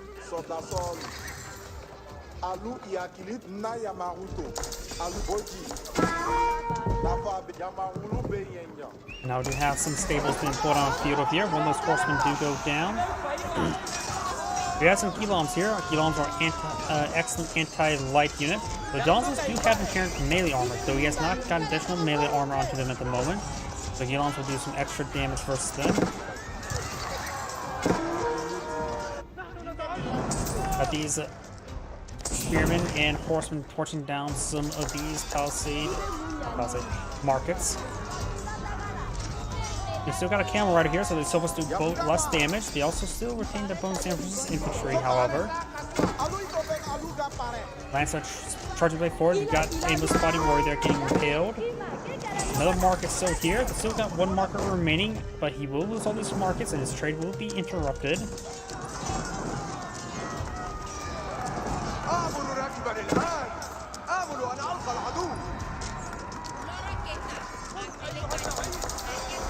More Musfati Warriors now being put on the field. These veteran archers will do bonus damage for them. We do have composite bows as well.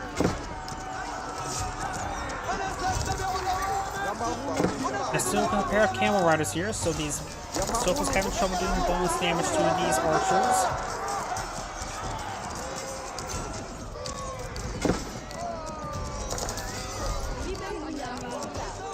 You got the Siren Train Network firing away. It does, of course, have the increased range, but no pierce damage being fired at it. The Mullen player has no blacksmith research whatsoever, barring now pierce armor being researched now. The Sophos do have their imported armor getting the 5 pierce armor. These Fedon archers doing 9 damage, so they're still packing a punch there. We got Spring Gold here, as well as this outpost is fortified. Well, it is going to go down.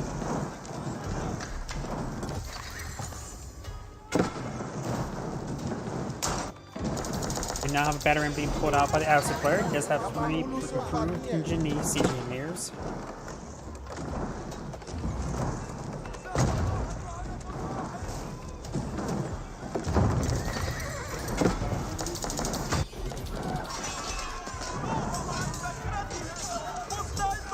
Well, outpost will go down. He's immediately starts rebuilding it. He, as well as the market, might as well build the market first to get the trade going.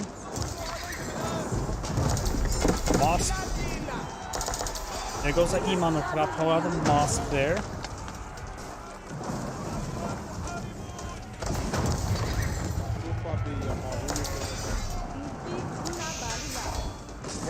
Lion Player is trying to build more and more forces there, including a good number of Musafati warriors.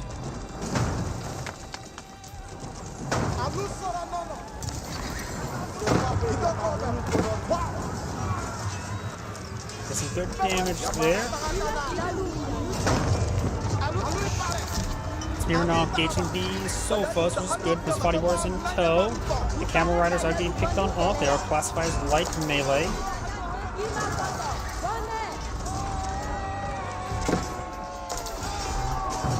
His body warriors are now engaging these forces. Got some villagers pushing forward, trying to torch down the batting ram. The Mullen player is having trouble re-maxing. He has 25 military units versus opponent's 33. Though his trade is now back up and running, he was at a little bit of deficit for a time frame. And Mass Mufati Warrior will not be as effective versus Abbasid with the composite bows. He's out of camels now. He's getting another pair of camel riders pulled on out.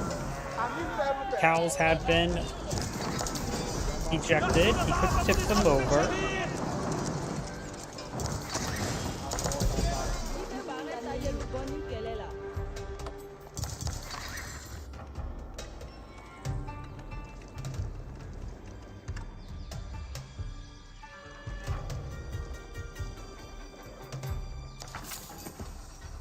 We got another cattle ranch here, which these cows gonna go ahead and start grazing from it.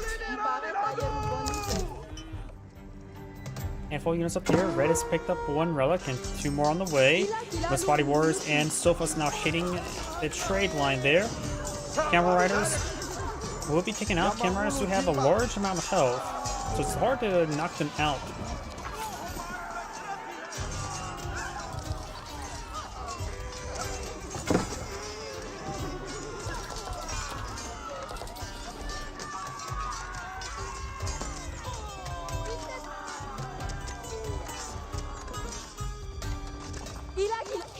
He does want to take those out.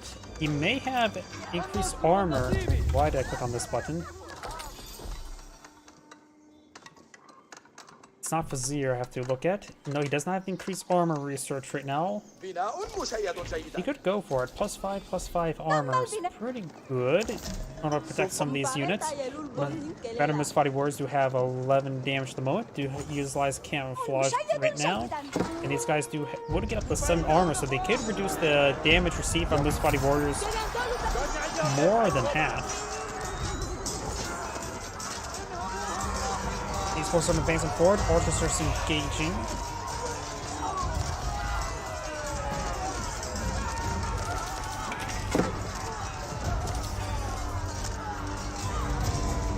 You may have a couple crossbows would be handy to deal with those Sophos. You have some long archers here, so maybe some javelin throws would be better instead starting to find a good number of Gilons, which are a bit more armored. So Javelin throwers will be more helpful to engage them as well. He does have poison arrows though. Sophos now advancing forward.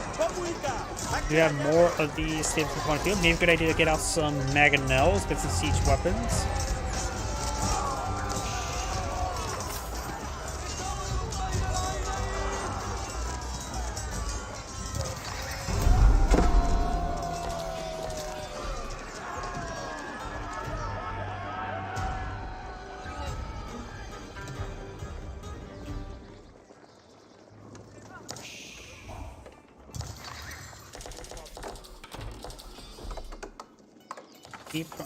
Is up in this region, which will allow him to get a good protection for his trade.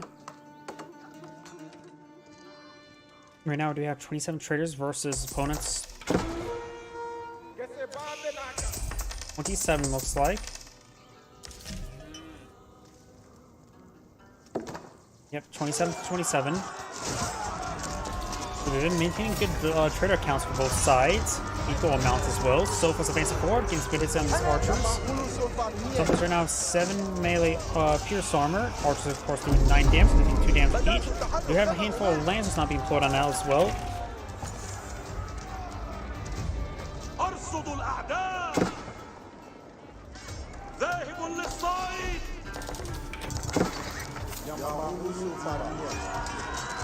Sophos now employed on out. It looks like those Sophos do go down.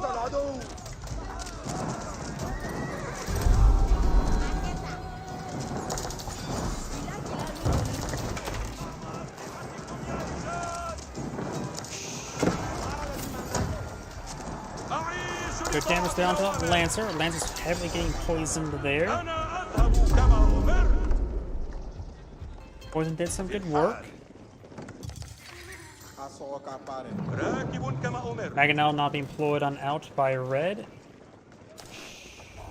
And we also got the circle dance around it.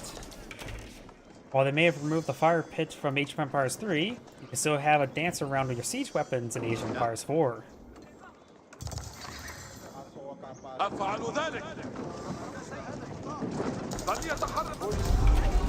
Got 75 versus 73. The quality is definitely in favor of red. Massive hit there by the Mangonel in this ring on these archers. Got good number of Gilon for the front line as well. Gilon's situation should be very effective.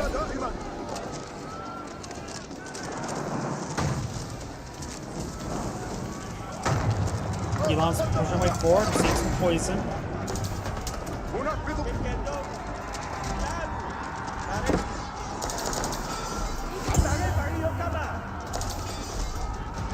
We've got the cultural ring now being researched. Not agricultural or the economic wing. That's sort of interesting. Economic would be much better, honestly. Lancer's not pushing way forward, or the better Sophos. More Mangonel shots there. Mangonel may want to hit the Mangonel and start whittling each other down. Because right now Mangonel does pose threat for both sides. Red does get a decent Mangonel shot there. Sophos need to overrun the Red's Mangonel now. At least Mangonel getting cleared on up. Red's Mangonel will go down to a spring gold back here. Very good. Now Blue has a sizable force, can push on forward. This one has invested quite a bit in the culture wing. Yeah, I'm sort of surprised going for culture wing. Sure, the reduced technology cost is very handy, which could be good for a lot of Imperial Age technologies, but I think the economic wing for the improved economic stuff would be better.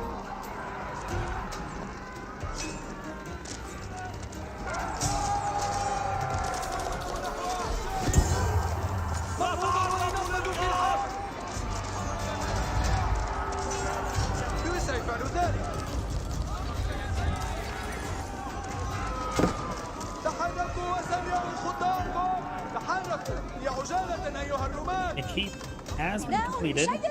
Mangonels can, of course, outrange the arrows. Get a bit of damage on the spring balls as well. Very nice.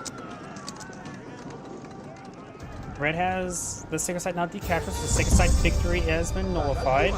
You now have the local knowledge giving Mustafadi health regen while camouflage. Very handy indeed. You also go for Mustafadi Gunners, a variation of the hand gunner, which I never see deployed on the field. You can enter camouflage like any other not like any other handgunner, like any other Mosfati unit, which technically there's only 2. There it is. Cost 240. I don't think there's anything really special about it, other than the camouflage. And now got 4 other hunters now being plotted on field. Oh yeah, he's not in the next stage just yet, so can't necessarily get it just yet.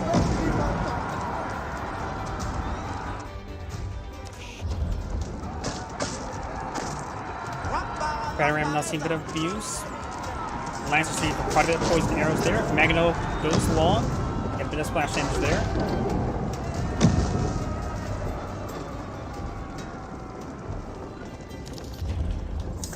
Oh, what the hell? That's the fort of the Huntress beam of light there, which I saw the top of it.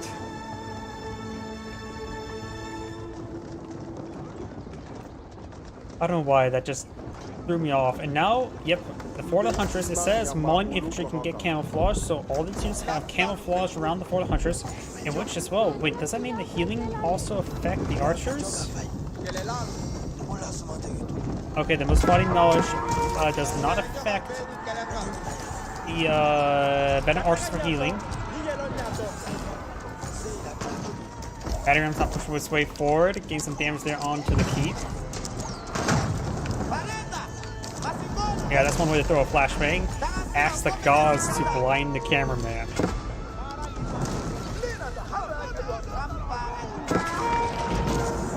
In this case, since it's Imam's hollow, we do not have the Mosfati Warriors Sofas charging way forward. Magano's firing volley there. Mauling archers getting some good damage on the Spearmen. Got a flank there, the Sofas onto the Culverin. He picks up the siege weapons and his Magnos can engage a bit more freely. Culverin does go down. Nope, does not. One of the Springalds go down. Still got a Culverin, still at high health. He does save the Culverin and Springald. Magano rolls a miss there. We do have this good amount of some fortifications here.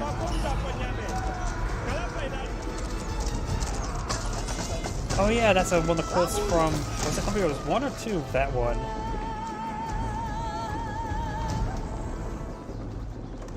There's a similar quote for that one, I can't remember.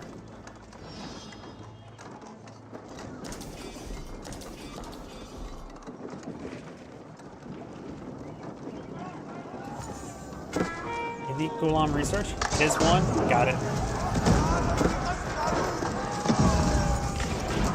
One Magano does go down, good shot there. One of the Maganos will go down to the Culverin. The Culverin's not down, the Springald goes down, so Magano will reign supreme. Got also Mauling Culverin here. Got Camel Rider, does go down there. Magano finds good hit there on those archer forces. So we've got a good number of archers here as well. Mosfati Warriors pleading their way through the heavy armor, the Guillaumes, and through the Lancers, but most of the Mosfati Warriors have gone down, so does all the Guillaumes and Lancers. Villagers are not being brought forward to shank some units. Nope, she just wanted to chop down a tree. Perfect spot to chop down a tree. Oh yeah, I forgot about that one as well.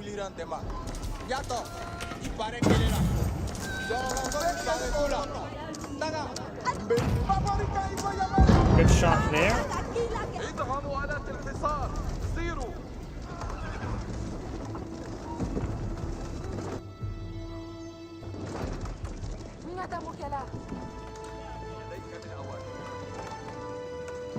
Now the elite army tactics is now being researched by the Maulian player. Got a bombard, a Culverin here. Got a Magano, Culverin, and a handful of battery rams to cleave this way forward. This keep is in a good position there. There is not traversable land getting to the front of it, so we'll provide some good fire support, barring trebuchets and Magnos hitting it. But battery rams, it is resistant to battery rounds. Let's push my forward. We do now have some Mosfati gunners here. Mosfati gunners actually have slightly more damage. Oh, 38 damage. So Mosfati warriors or gunners are slightly more powerful. Not bad. It also costs a bit more gold than food. I think tank engineers are usually just 20-20, 120, 120. Mosfati warriors 110, 130. We of course got some elite camel riders there, fully armored as well. They are still classified as light. I know, rolls a miss there. Trying to hit some of these traders there. And he may find hopefully hitting more of these traders, but you have Red trying to hit some traders as well. These camels have a lot of health and a lot of armor. Bounce maybe in order to take on those guys. Traders does not have the resources there for additional armor. It's good to kill some of those civilians. We do have these force push before. There is a single outpost here, unupgraded.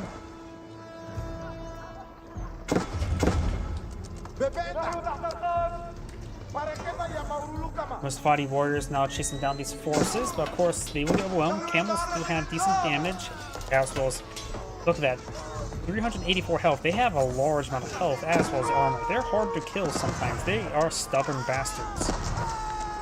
These villagers, however, are not, and they're getting gunned down because of it.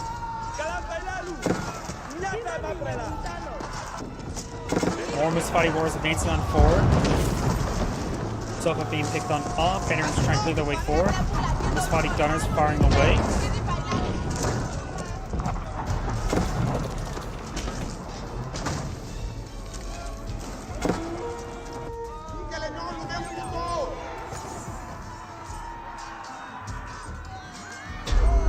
Donzo's getting some good damage there. You have Elite Donzo. They don't gain additional melee armor as they start getting upgraded.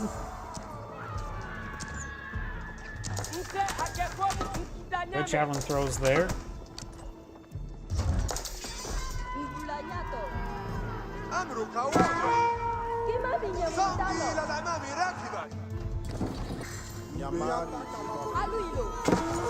These forces still being pursued up here. We do have, looks like the Mustafadi warrior just remains. Actually, no, we still got a number of units here.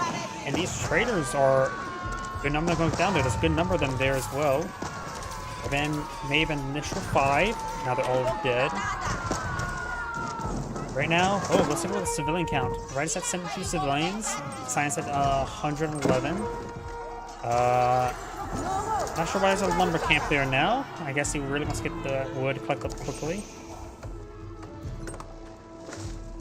A little bit too late for that lumber camp. It looks like the rest of the Science force will go on down.